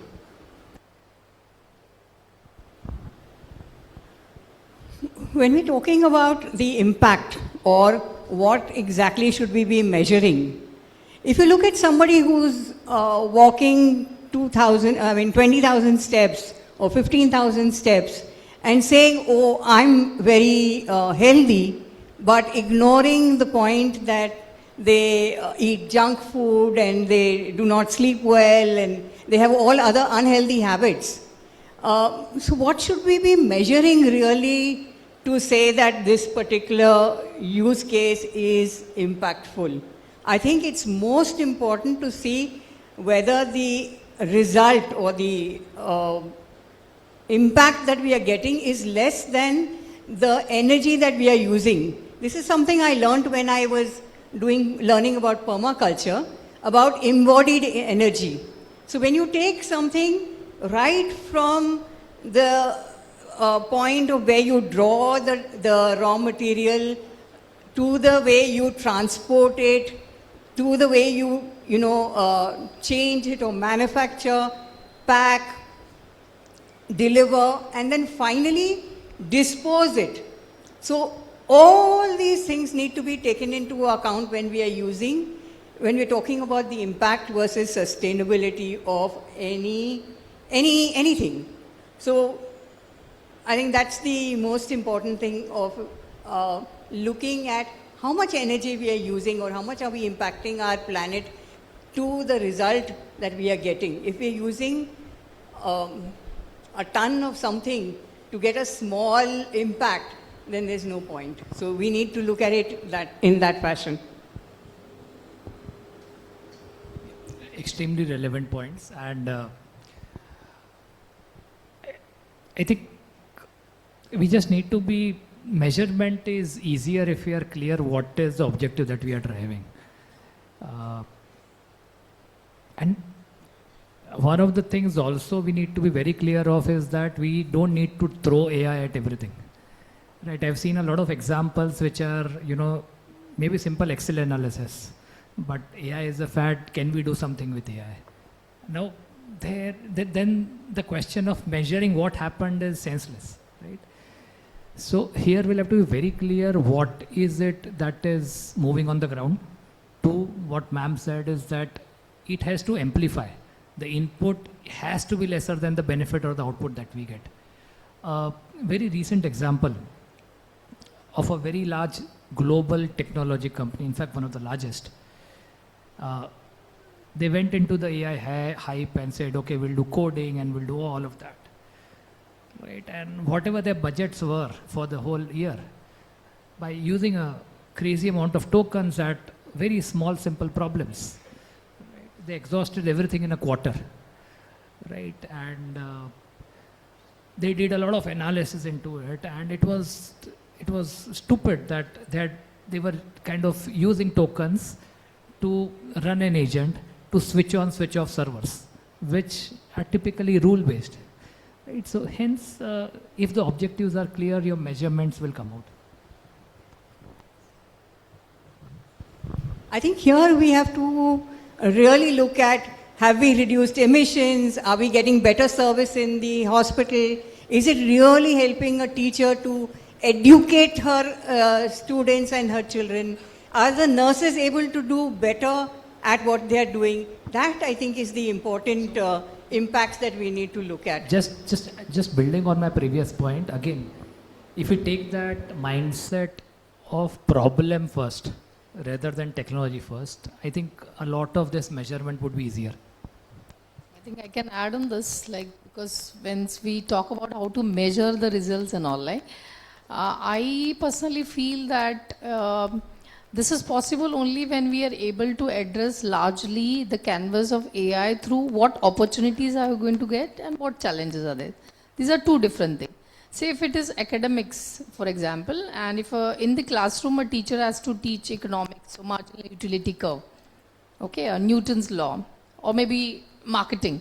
So if you make it more visualized, with the help of some, scripts, storytelling or dramatizing it, animation or something of that sort, it becomes quite easy for the students to address and understand that concept. So it is thematic valuation or conceptual visualization, probably used AI, and it comes as an opportunity for the teacher and the student, and the classroom teaching becomes a good exercise. I mean, comfortably it goes on. But the same thing if you apply it to research, definitely this is a bigger challenge, because many a times students doing research, maybe a doctoral research or a working paper or doing some project with the help of AI or chat GPTs, where they can scroll in some information about review of literature, and a handful of them they could find, but they are not able to exactly churn them, compare them, exactly equate them in terms of the relevance to the problem area that they are searching or trying to attempt to do as a research. So there the failure comes in, and then it ultimately lands up into doing a poor research work, or maybe there is lack of mentorship or guidance. So these things probably doesn't get addressed through AI. So responsible usage of AI is something that needs to be addressed, spoken largely with the students also, and I believe even to the corporate world also, because things like data science or infrastructure, for that reason, even marketing or supply chain management, HR and all, like how the recruitment policies take place, how the selections takes place. These are opportunities, no doubt. But you'll end up getting a wrong person into the job through these systems. Definitely that's going to be a big liability. So I again and again mention that responsible usage is something that needs to be taken care of. So just to sum up, the major discussion revolved around the input versus output, how much effort and what is the result. So in other words, we can say efficiency, right? What is the ratio of input to output? And the second aspect that was covered is context, because when you talk about measurement, it depends on what the context is, and that is how measurement will vary from one context to another. So with this, we will now open the floor for questions from the audience.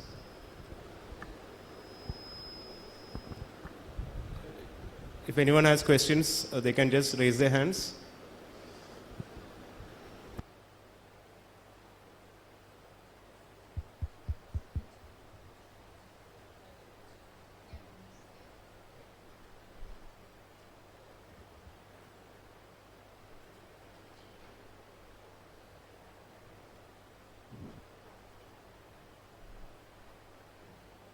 Hello, I'm audible?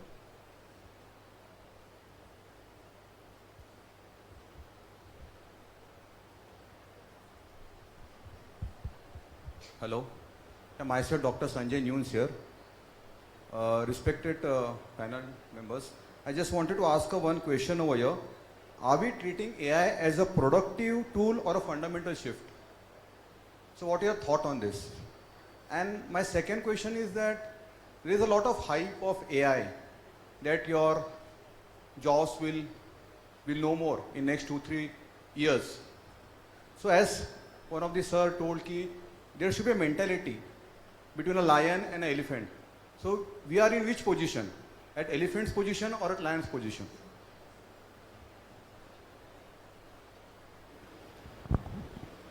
That is our choice, whether we decide to be a lion or the elephant. It's a question of our mindset. AI is only a tool in our hands. And if we use it correctly and if we learn how to use it, then the jobs of tomorrow are in the hands of people who use AI. It's a similar situation like the calculator. When the calculator first came in, and if you were allowed to use it in the exam, they felt it was like you were cheating. Or if you used Google to ask for something, they just said you were lazy. But no, it has now become part of our infrastructure. In the same way, AI will become part of our infrastructure. AI cannot take away the human elements, which are creativity, curiosity, what you would say, communication, compassion, courage.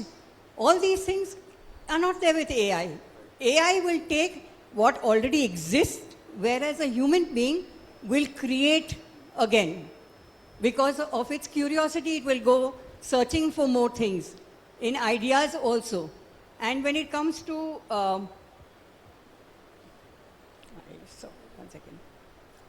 when it comes to things like compassion, they can give you compassionate words. AI can give you compassionate words, but it's not going to be able to hold your hand when you're sick or unwell, or give you a hug when you feel lonely.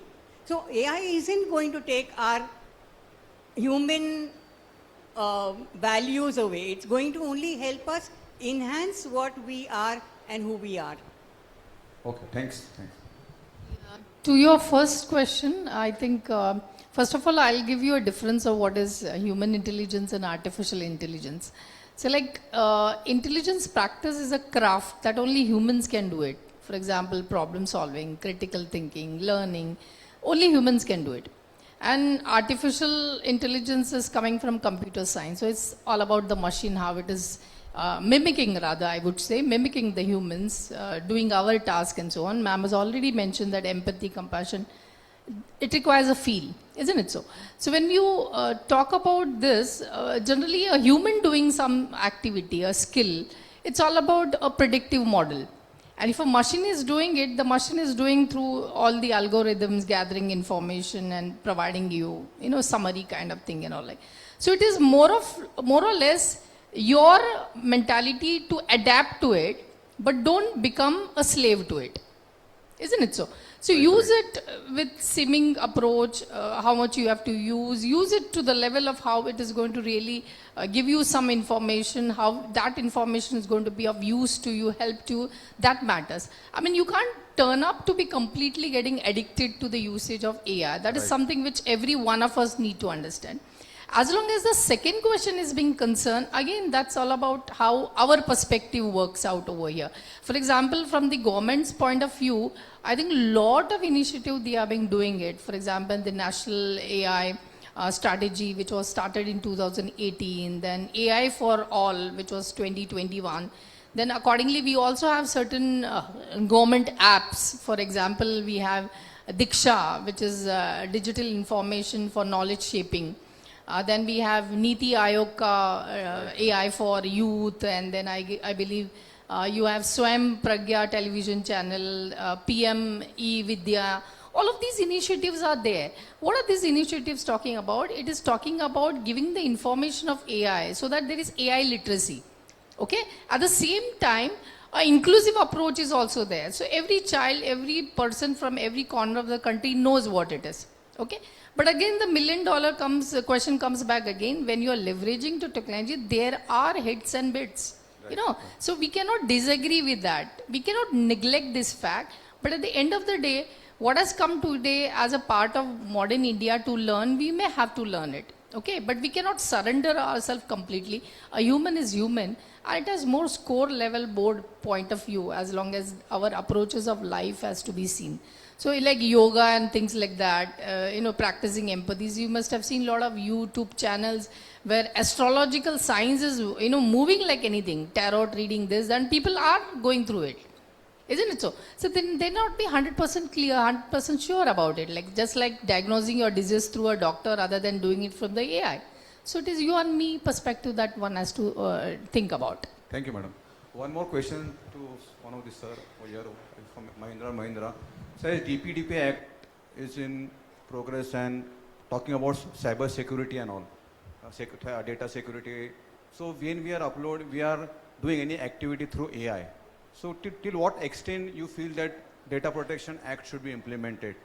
To what level it has been implemented as on date? And going forward, what should be the future of that?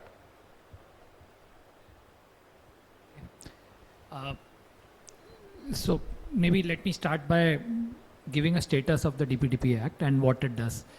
So the implementation timelines are May 2027. Right. Essentially what it will do is it will help an individual be aware of what personal data is he sharing, what is the purpose for which it is getting shared, what is the period for which that data can be used by the party in which you are sharing the data. And all of this, the mandate is that has to be done in simple language which is understandable and not a 50-page terms and conditions page which usually you blindly say tick, tick, tick, right?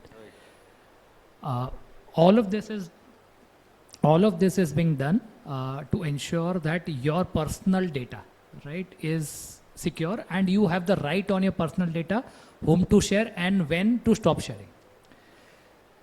Now, irrespective of AI, right, AI comes, does not come, whatever was happening on personalization when you browse Google or any other app, AI will enhance that capability of personalization, right? There are enough and more rules and enough and more permissions that you have given in your multiple apps, right? Where you share data to do it, right? So AI is just a layer on it that will enhance the personalization engine of multiple apps. Okay. Thank you, sir. Thank you, madam. Any more questions here?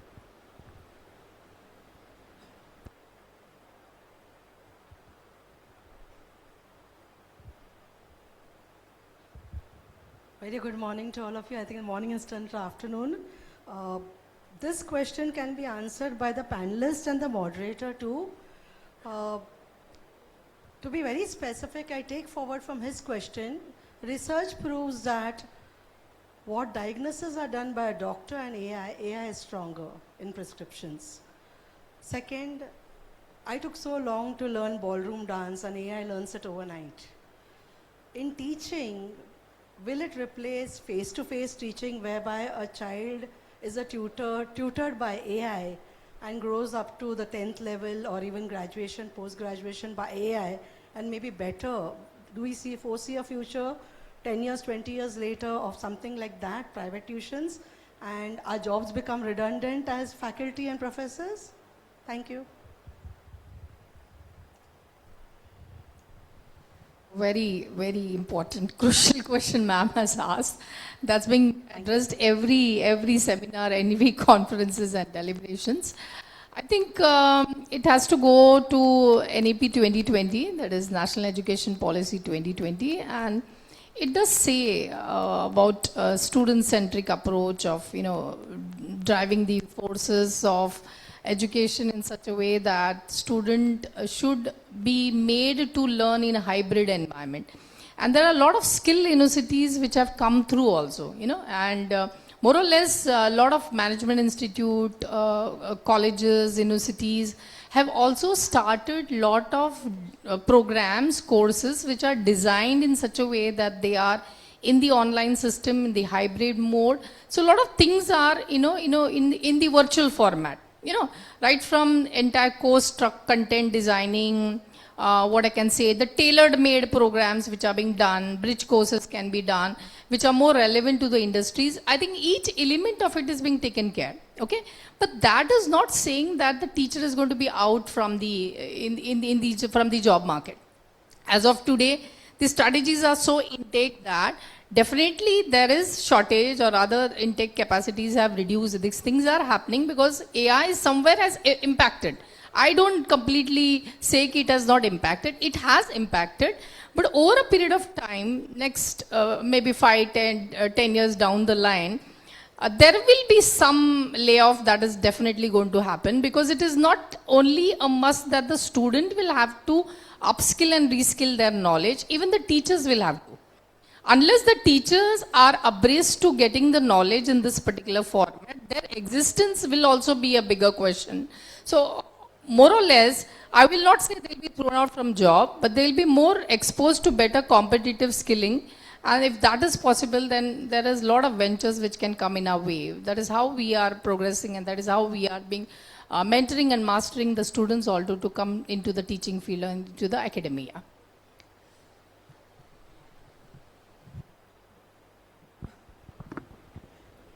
How many of us have learned or remember that the subject that we learned well was because we had a very good teacher? A show of hands, how many would say that? I remember my geography lessons even today. Why? Because it was the teacher and her excitement, and it was a transfer of energy. Teaching is a transfer of energy. It is not just transfer of knowledge. That's one important point that we must take into account. The second is that in a classroom, if you have a teacher who has been observant and knows each student, she may know that, okay, today this child is not doing well because she has some kind of problem at home, or she has a sickness, or he has some challenge which he's going through. And we'll just, give them a pat on the back or say, I understand, okay, it's okay, we'll go on forward today. Now, this is not going to come with AI. So if, as teachers, we adapt to being really enthusiastic about our topic and finding the best methods, learning methods or teaching methods, I don't think AI can take that away from us.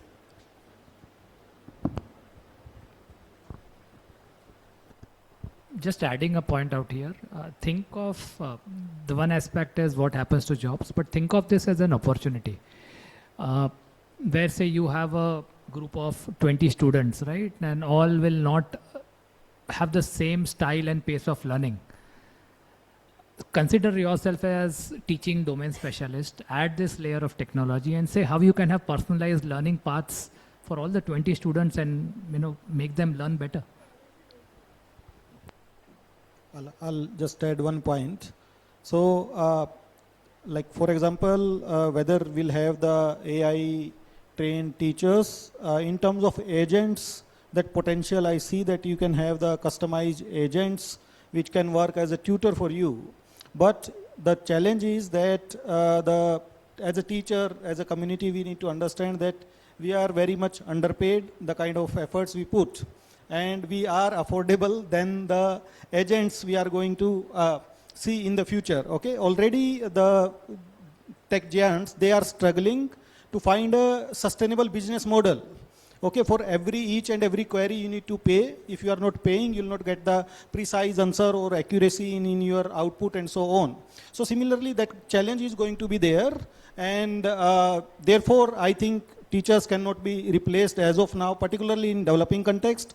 Also, if we see our job as a, like, just teaching, like teaching from a book, then definitely challenges are there even with our contemporary better teachers. Right, then replacement is always there. But when you see yourself as an educator and you keep innovating in parallel to what AI is there, then definitely we are going to be ahead to the scenario always. So we need to keep, again, trust in the process. Yeah, thank you.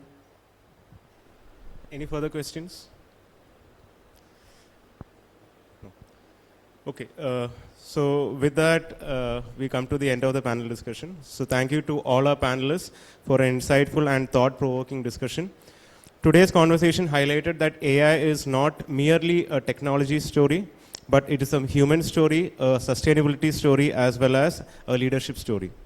Across our discussion, 3 key messages have emerged. First, innovation matters, but innovation depends on the problem. The problem first approach is important, and the problem you are trying to solve, and through that, how you are able to create meaningful outcomes for people and the planet. The second is about inclusion. Inclusion must be designed into AI systems from the beginning. And if the challenges such as accessibility, language, the urban-rural divide, they are not factored into our solutions, technology risks widening existing inequalities. And the third is with regards to impact. Impact must remain our ultimate measure of success. The question is not how advanced our AI systems become, but the context and the efficiency attached to the solutions that we are able to provide. So the overarching message from today's panel is that governments, industry, academia, and civil society, that is each of us, all have a role to play. And meaningful collaboration among these stakeholders will be essential. On behalf of everyone present, I thank our distinguished panelists for sharing their expertise, perspectives, and experiences. I hope today's discussion inspires all of us to think not only about what AI can do, but about what AI should do in service of society. Thank you for your participation and support.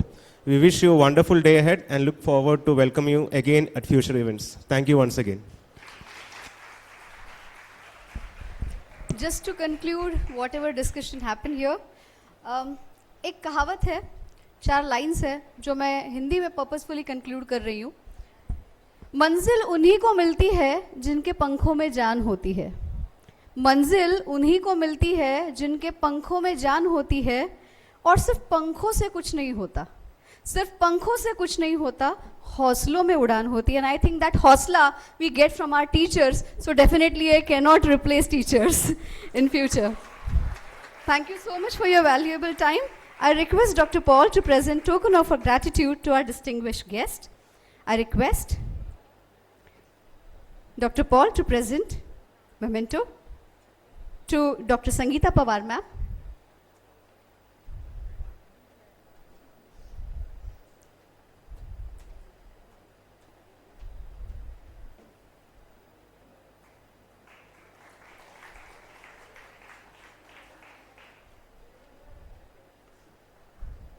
I request Professor Rosie to felicitate Dr. Ravindra Dhiman sir.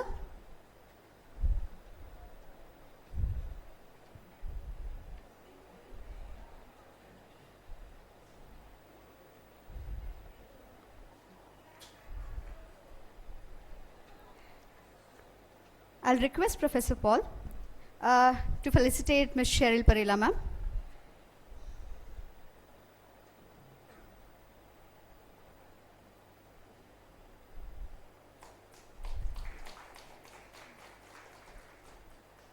Once again, I request Professor Rosie to felicitate Dr. Ritesh, sir. Mr. Mitesh, sir.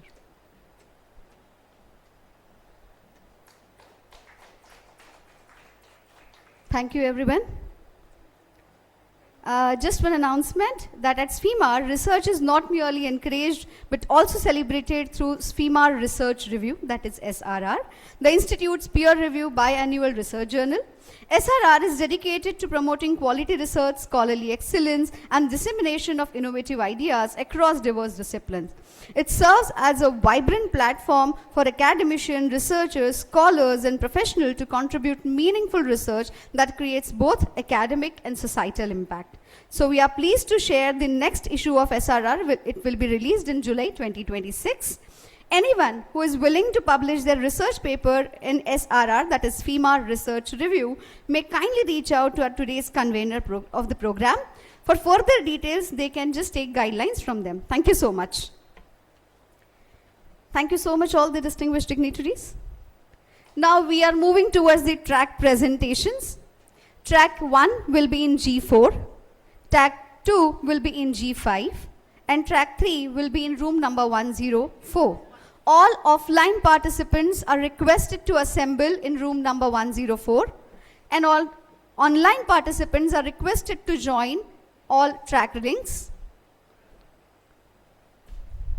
To ensure the smooth commencement of the technical session, may I request our faculty member to escort the dignitaries.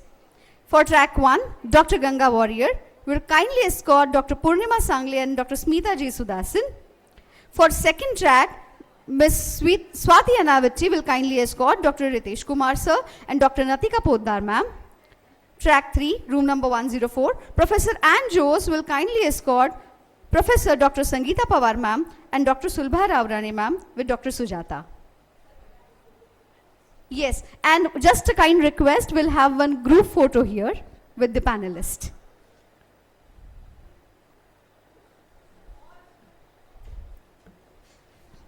All dignitaries, faculty members, participants who all are here, kindly come ahead for group photograph, please.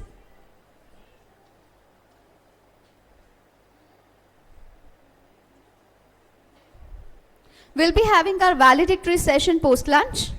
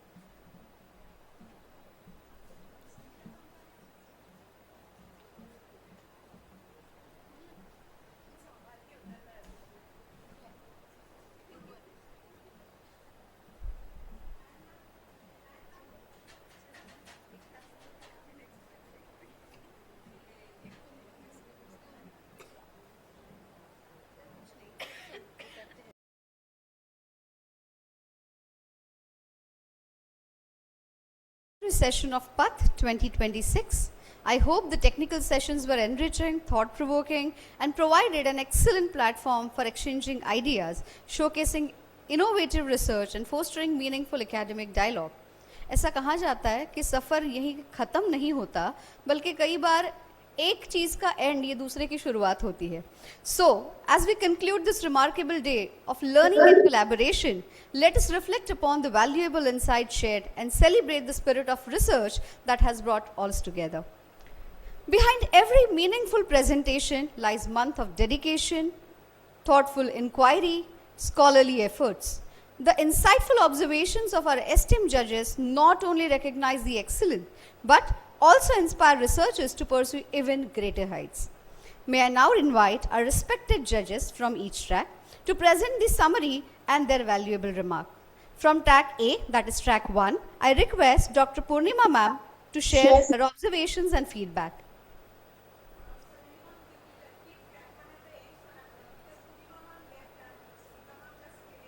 No worry, ma'am. We'll continue with the track 2. So track 2, we have Mr. Ritesh Kumar sir with us. So sir, it's a kind request to share your valuable feedback.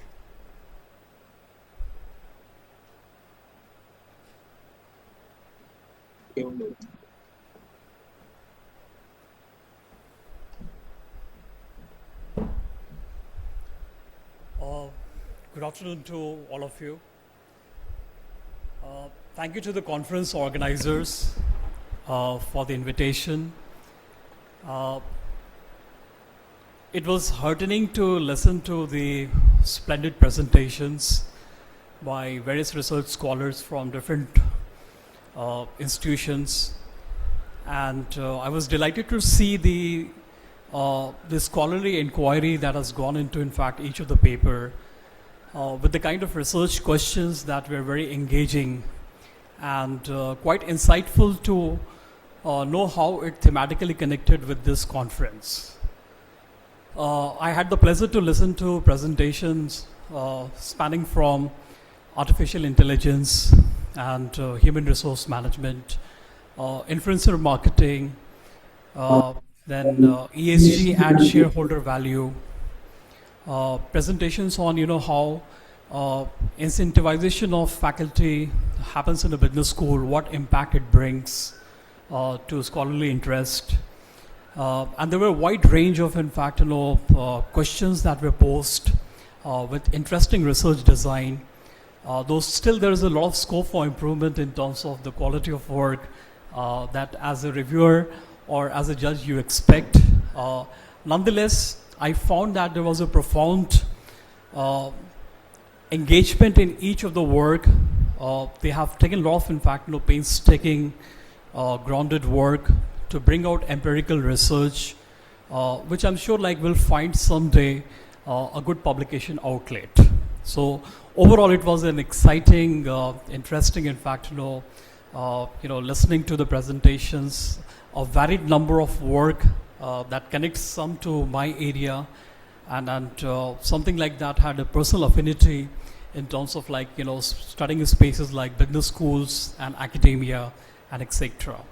My gratefulness to, in fact, the conference organizers for having very filtered number of papers, which really made a lot of sense to me, and I wish all the best for the future, in fact, conference. Thank you so much.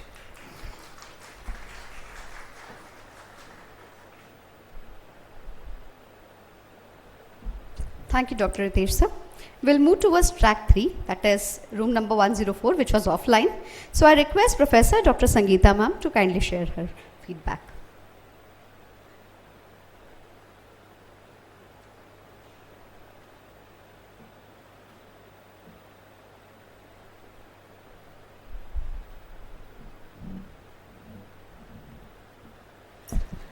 Good afternoon to one and all.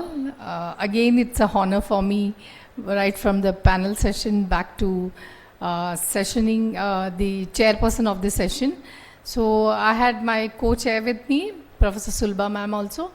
Track 3 was really wonderful because it was barging into different factors of how AI is supposed to be modeled. I vividly remember the very first paper, which was all about the utilization of UPI and Paytm services and other different formats which are navigating the whole system of how our e-commerce and e-banking systems are being working. The paper had a very current resolutions of what UPI applications are. A lot of literature was being done on that, and secondary data was the major part under which the thematic valuation was being done. Framework was clear, but there were certain factors which we wanted to be more rigorous as long as the statistical applications were concerned, but they did a good work in terms of creating the mediating values and then, finding out the dependent independent variations and then, matching it up with the statistical applications. So all in all, I think the paper was very well nourished as long as the content part was concerned related to the theme. Analytical skewing was also well done. Here and there certain things does miss out, then we are always there to guide them. So that was all about the first paper. The second paper was on performance management system. I think the student, though she's a student, but I should applaud her that she did a very incredible work by finding out exactly the application of performance management system as long as the workers are being concerned or the employees are being concerned. So conceptually she was clear. Application wise of the paper also she had a better touch on it, and I believe there's a lot of scope that the student will really look forward to do it. This is a learning exercise, but I do appreciate that she really tried to make a good attempt on a paper, so that was well conceptually relevant, and the scope analysis of the paper was also very good. Of course, we had the third paper, which was from Palghar district, which also talked about the salaried class of people into financial literacy, how they look at understanding the concept of financial planning, investment analysis, as long as the district of Palghar was being concerned. Again, the candidate did a good attempt by understanding the genesis of the financial literacy programs, how it relates to how do the people in Palghar understand the concept of financial literacy. He had attempted to also give a compact application of statistical techniques. Certain things here and there were missing out that we always guided him in that line. So I hope that can be taken care the next time whenever you are coming out with this kind of papers in such enriching type of conferences and so on.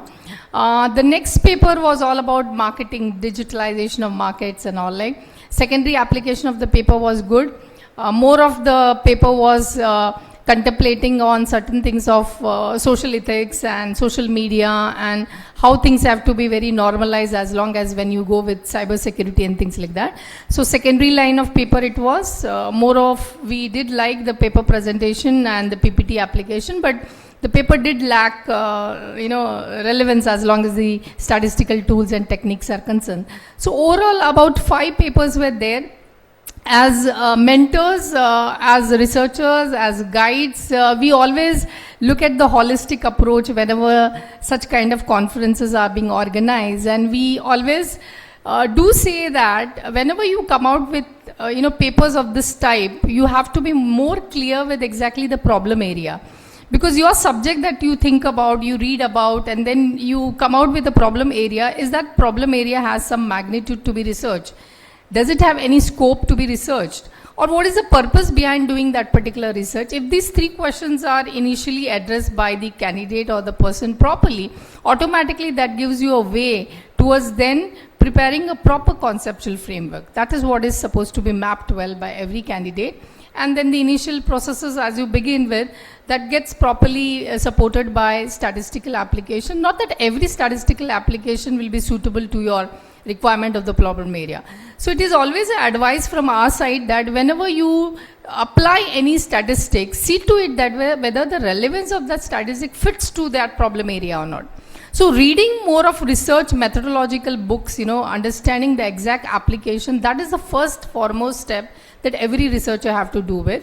And then when you come out with a working paper at least, see to it that your paper needs to go for further analysis, assessment. You can sit with some mentor, some colleague in your college, or you can sit with some guide and try to understand whether this work that you have done will be probably having any kind of a significant value or not. If these 2-3 points, if they have taken up seriously, I think next time you'll definitely come out with good papers. So thank you very much. It was really a nice session and we enjoyed it a lot. Thank you so much. Thank you, ma'am. For track 1, that is track A, I request Dr. Smita J. Sudasan to share her expert remarks.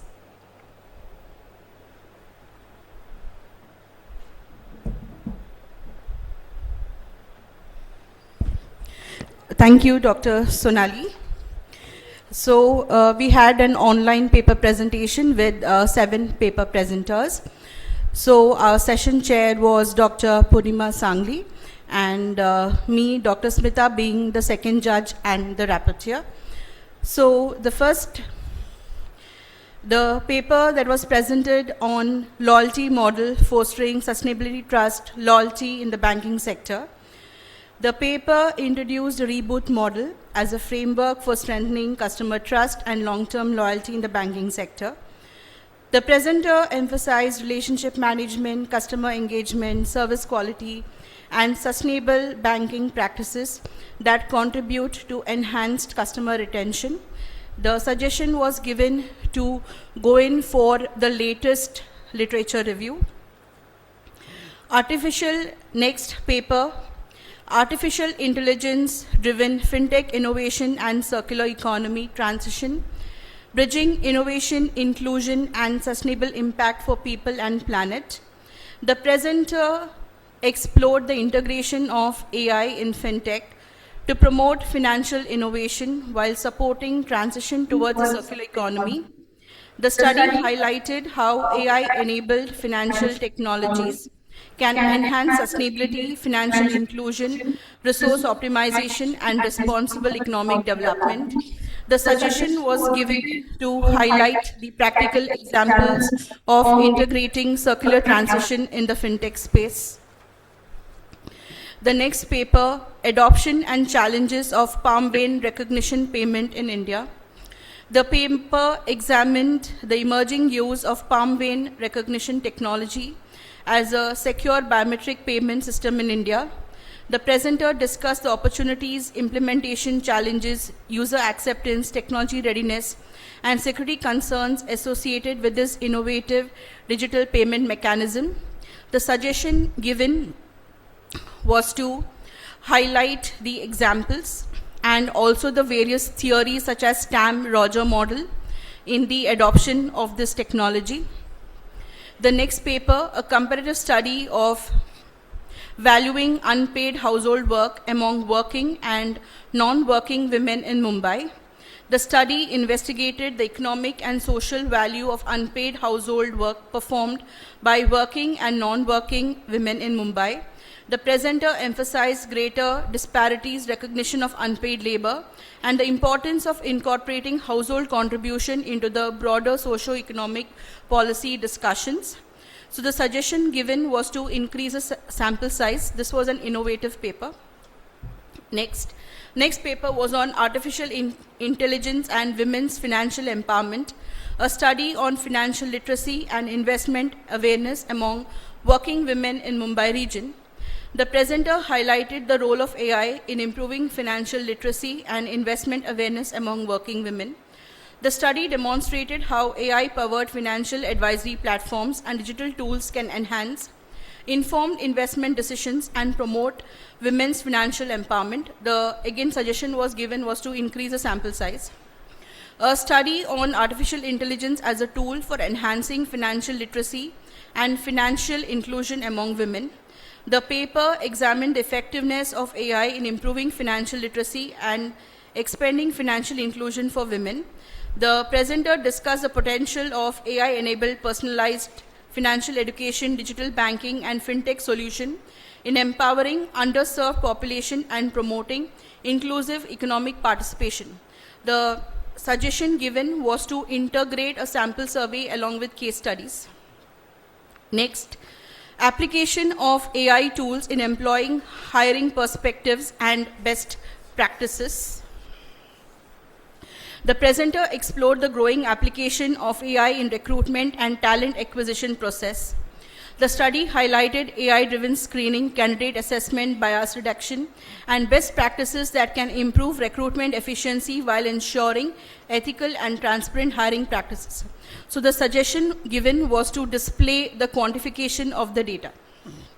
So the track 1 showcased high-quality research centered on AI, digital transformation, fintech innovation, financial inclusion, banking, human resource management, women empowerment, and India's evolving digital economy. The presentation generated engaging discussions among participants and session chair, with valuable suggestions for enhancing research methodology, practical relevance, and future research direction. The session reflected the conference theme by demonstrating how AI can foster innovation, sustainability, inclusion, and social impact among multiple domains. Thank you.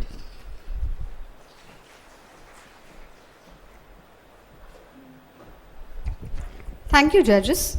Your insight will undoubtedly motivate our researcher in future and academic pursuit. Now, today we are privileged to have Dr. A.P. Jayaraman to deliver valedictory address, sharing his valuable insight, wisdom, and reflections to bring his academic gathering to a meaningful closure. We are honored to have Sir, an eminent nuclear scientist, management educator, author, and internationally acclaimed science communicator with over 4 decades of distinguished leadership experience across science, technology, management, higher education. A graduate of the prestigious Scientific Officers Training School, BARC, Dr. Jayaraman began his career at the age of 22 and served the Department of Atomic Energy Government of India for 40 years in various scientific and managerial roles. He holds PhD in science, a postgraduate diploma in materials management, and diploma in engineering. After his remarkable scientific career, he contributed extensively to academia as a professor of environmental energy in Singapore, science advisor to Logimal's Learning Academy, Dean Academics at Sadnam Institute of Management Studies, Kerala, and professor of technology management. He currently serves as Principal Scientific Advisor to the Nehru Group of Institution, Kerala, Tamil Nadu, and was earlier associated with an advisor to HSNC University. He is the President of STEAM Academy, former Chairman of the National Center of Science Communicator, and past Chairman of the Indian Institute of Materials Management. His expertise spans scientific management, innovation, technology management, leadership, design thinking, analytical thinking, and next generation education. An internationally respected speaker, he has delivered keynote addresses and workshops across UK, USA, China, Japan, South Korea, Singapore, Malaysia, Brazil, and Middle East. He is the recipient of prestigious International Copernicus Award, Poland, and Science Popularization, along with the several national and state honors. With over 20 authored books, 5,000 published articles, and over 75,000 hours of lecture and training, Dr. Jayaraman is widely admired for his visionary thinking, intellectual depth, humility, warmth, inspiring presence, and exceptional ability to connect science with managerial wisdom. Everyone, please put your hands together for Dr. A.P. Jayaraman, sir, a truly inspiring personality who represents knowledge, innovation, wisdom, and transformative leadership. Welcome, sir. And I hope you all have noticed he is here from early morning. So please give a round of applause.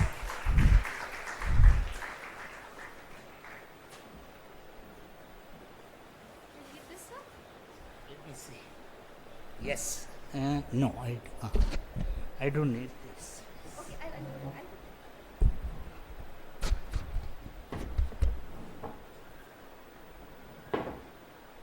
Good afternoon, all beautiful minds and intellectuals over here.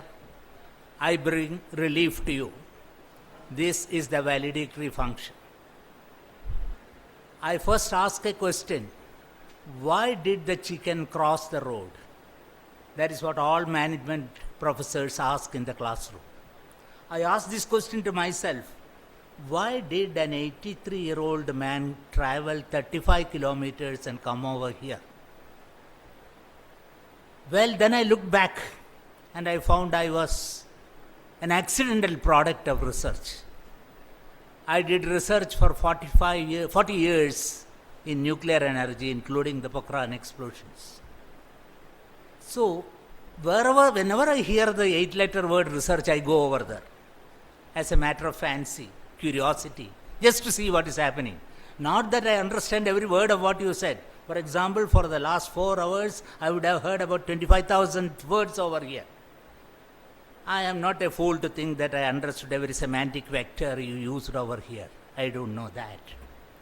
But I understood in a general way that there was a conversation about artificial intelligence. But as a professor, I was wondering, was it a conversation about AI or a conversation on AI? For a scientist, there is a big difference. We do conversations about very many topics, but we seldom do conversations on the topic. That's one of the biggest difficulties for a scientific mind. So as you look at science, I am looking from the scientific management point of view. Point is this: we hear 3 I's: innovation, inclusion, and impact. That takes me back to the world of research. Look at the Industrial Revolution. The first Industrial Revolution, steam did the job. Second Industrial Revolution, electricity did the job. Third Industrial Revolution, computers and electronics did the job. Fourth Industrial Revolution, advanced materials, quantum technology, biotechnology, and AI did the job.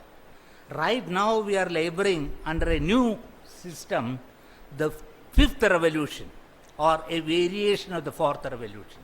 That is where I come. What do you find the common denominator between all these 4 revolutions? One word: research. Had there been no research, steam would not have come out. Had there been no research, electricity would not have come out. Had there been no research, electronics would not have come out. Computers would not have come out.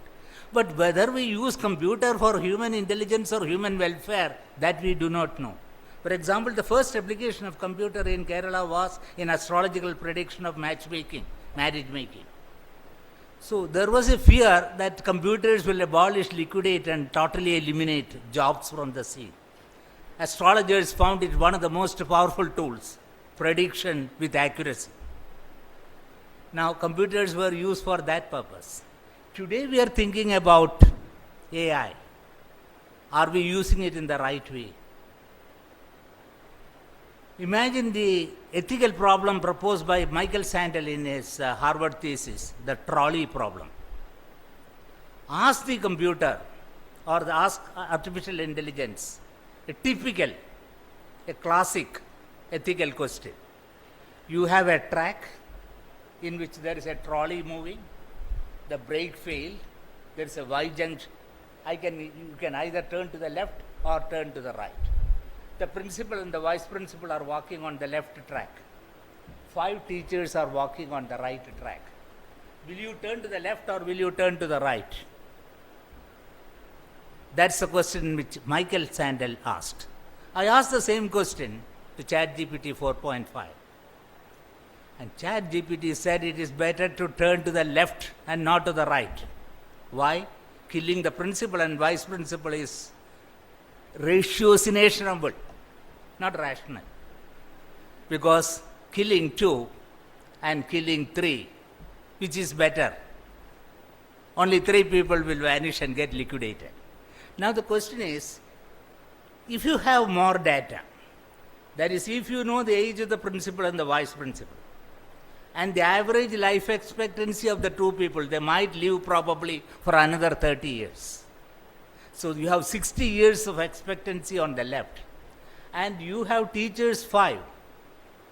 And if you calculate the totality of their life expectancy, you can make a better resolution. Now, Michael Sandel goes forward and asks a third dimension to this question. There is an overhead bridge, and there is a man standing over there, almost weighing about 200 kg.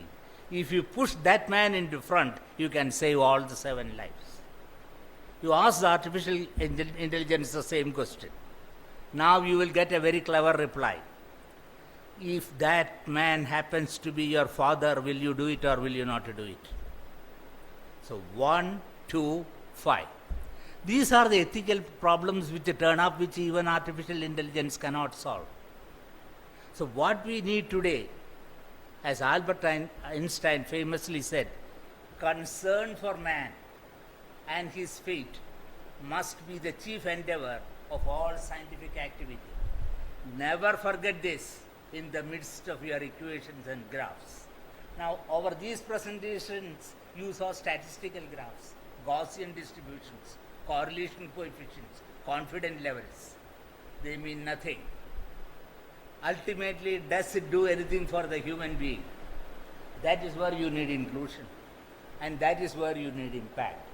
If scientific research does not have an importance or relevance directly to increase the gross domestic product or the Human Development Index, HDI, it has no meaning. Research for research's sake, that's how most of the scientists believe. For example, one of the most prominent, I have worked with Dr. Baba, Dr. Sarabhai, and one of the theoretical physicists of this country, Professor M.G. K. Menon, once told me, give me a lot of money and a lot of time to a lot of people. They will come out with something better. Give a lot of money to a lot of people. Now, that is pure research. Many countries can't afford the luxury of a pure blue sky research. That is why we do directed research. That is why we do applied research. There is an end point for it. This is my objective. But today we are blessed to have the AI with us, and you can ask the AI, has this work been done by someone else in the past? Am I standing on the shoulders of others, or am I thinking that I am on an illusory plane and I will do a research? Your contour, the restraints and constraints on your research will be brought to you in sharp focus by AI. That's one advantage. That's why scientists love AI, for the clarity it gives. Checking your own research, is it worth doing? Has someone else done? And if you are going to do it, what are the pathways available for you to do that? So a research mind will be an expanded mind, thanks to the simple application of this. But to be a victim to that, that's where you need not only artificial intelligence, but authentic intelligence. So a combination, it's just a tool in your hands. How powerfully you wield it, how you use it. And as a research scientist, I'm totally convinced. There is no shadow of doubt in my mind that without the least fear of contradiction, I can assert most emphatically that this is a powerful research tool. And researchers will like it, will love it, and will admire it. And we will go down in history that we have used the most powerful intellectual tool we have ever discovered, a product of human brain. And the human brain will use one of its finest, most sophisticated products to the betterment of humanity. Thank you.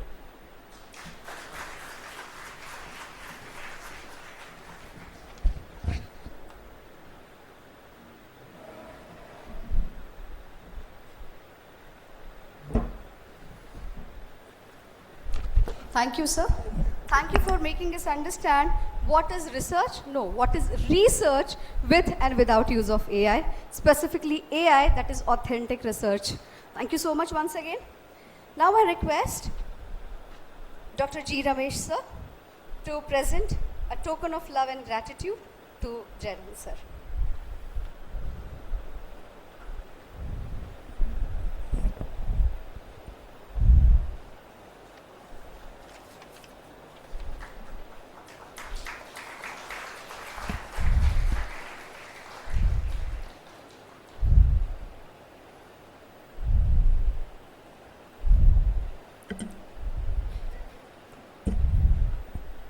Now it's the time to announcement of Best Paper Award.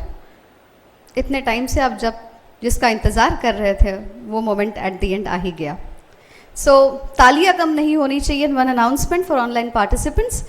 Dear all, please make sure you are keeping your videos on while announcement of this awards.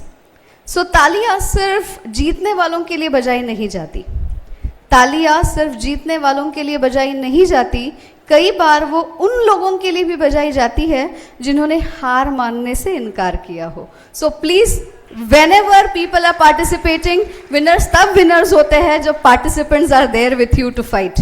All right, so every research paper presented today represents dedication, perseverance, and unwavering commitment to advancing knowledge. While few researchers will receive award today, every participant has contributed significantly to making this PATHH 2026 successful. It's now time for one of the most awaited moment of today's conference, that is announcement of Best Paper Award. May I request Dr. Shalini Sinha ma'am and Dr. Surbha Raurani ma'am to present these awards.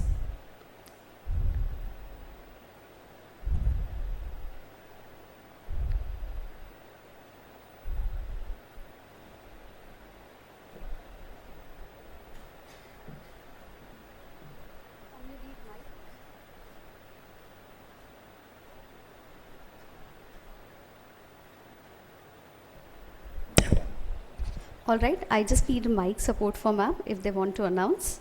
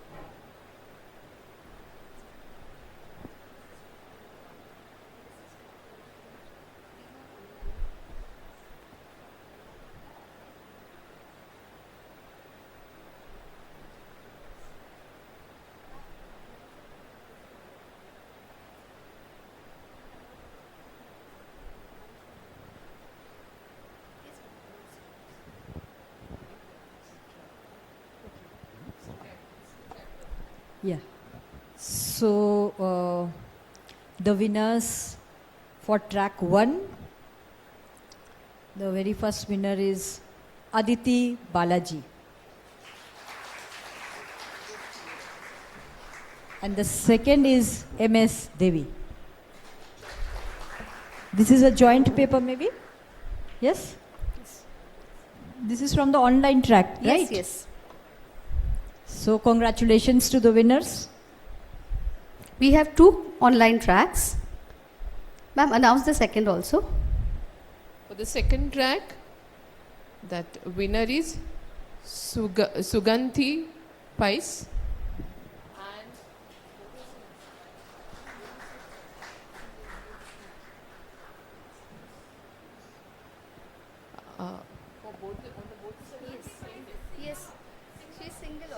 As is a single author, author name is Suganthi Pais. She is a winner for the track 2. Congratulations. Congratulations to the Suganthi.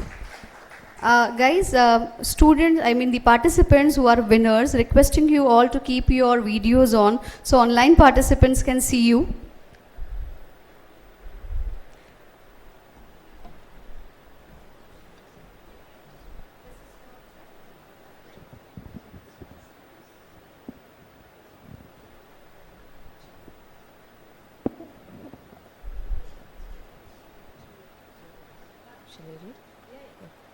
So track 3, this is an offline track, and winners are Charu Upadhyay Vishal and Miss Meghna Patil. Yeah. So congratulations to all. Please give a round Please of come. applause for Please come. winners.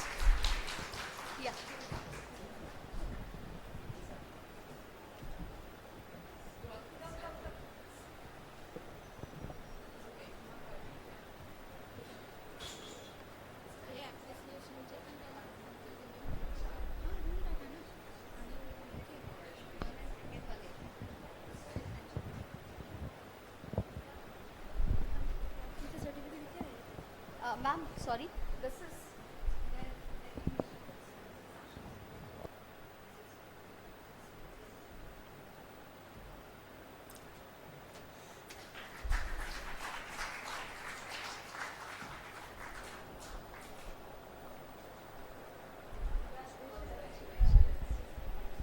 Congratulations to all the winners and special congratulations to all the participants too.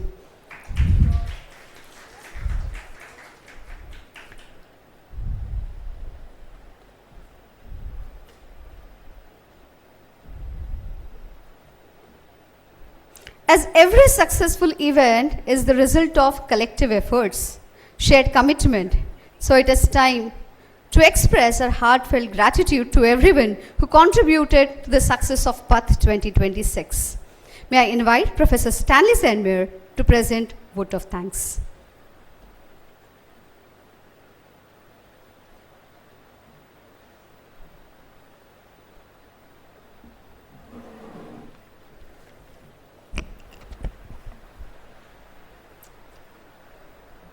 Good afternoon. Good afternoon technically, but almost good evening, I would say. We hope all the participants offline and online had a thrilling experience presenting their efforts in the last probably few weeks. As we are done with the proceedings for the day, a long one I would say, if I say the first half, but it's but due that we acknowledge and express our gratitude to all those who invested their efforts in today's program.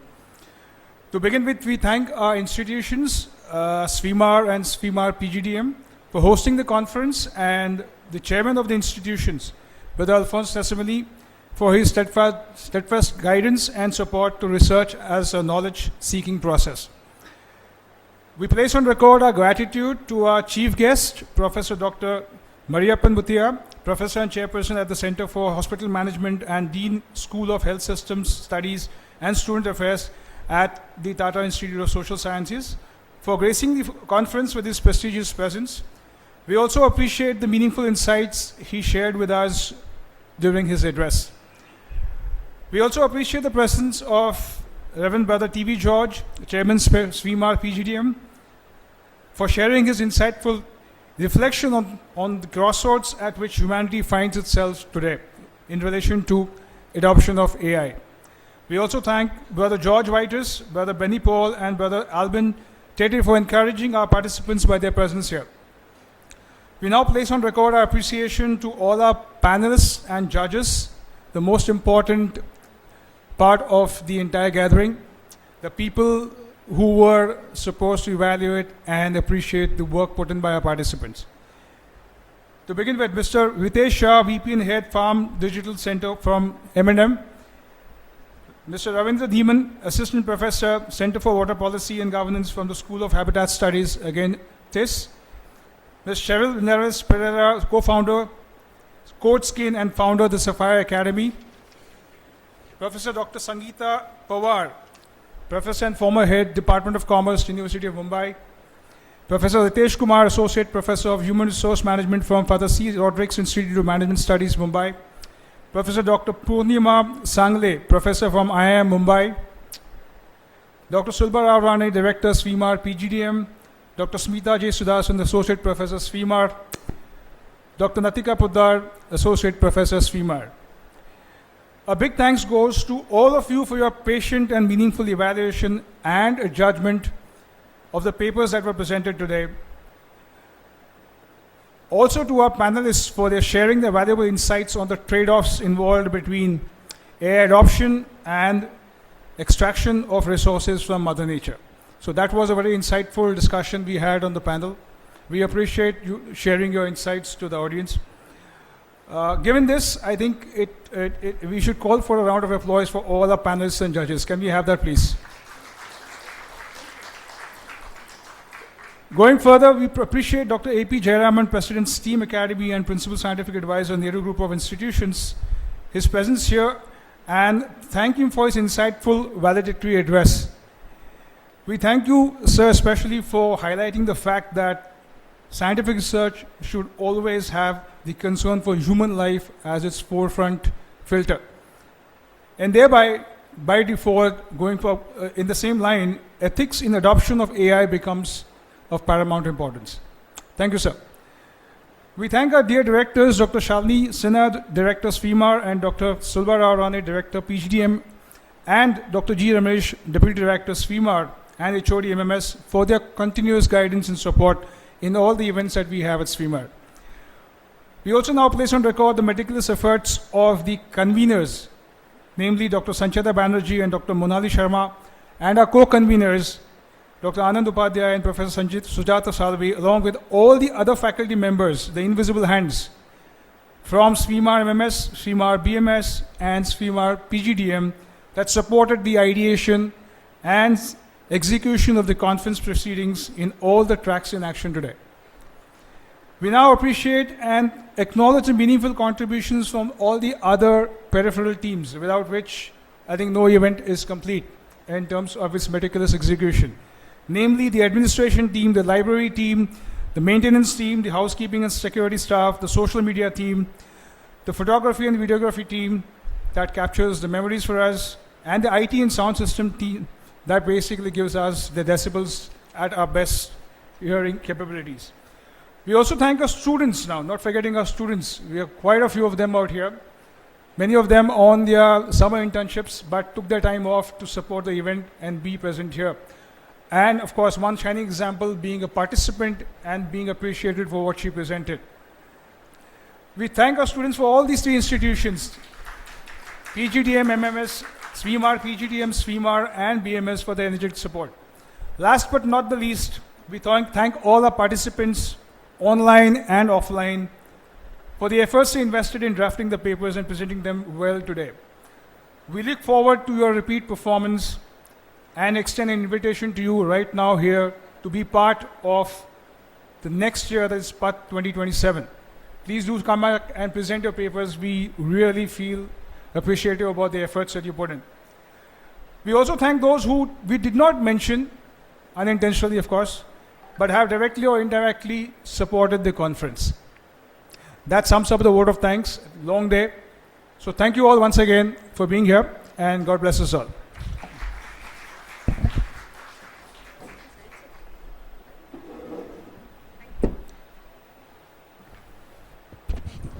वैसे तो अपनों का शुक्रिया अदा नहीं किया जाता, but it's part and parcel of this format. So thank you once again, Stanley sir.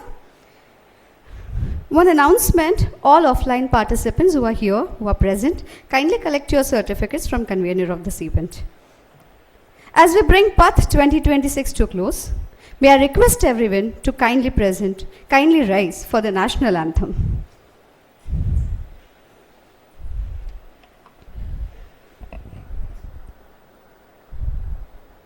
जनगण मन अधिनायक जय हे भारत भाग्य विधाता पंजाब सिंध गुजरात मराठा द्राविड उत्कल बंगा विंध्य हिमाचल यमुना गंगा उच्चल जलधि तरंगा तव शुभ नामे जागे तव शुभ आशीष मागे गाहे तव जय गाथा जन गण मंगलदायक जय हे भारत भाग्य विधाता जय हे जय हे जय हे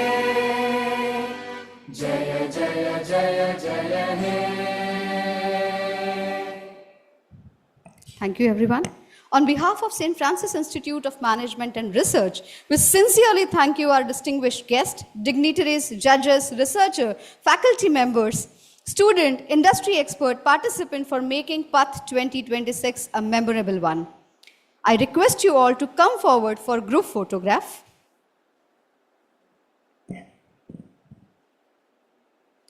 All the volunteers, faculty members, dignitaries, you all are requested to come forward for group photograph.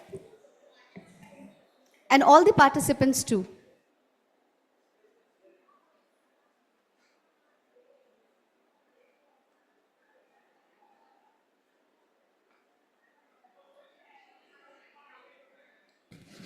All volunteers, align yourself on the stage.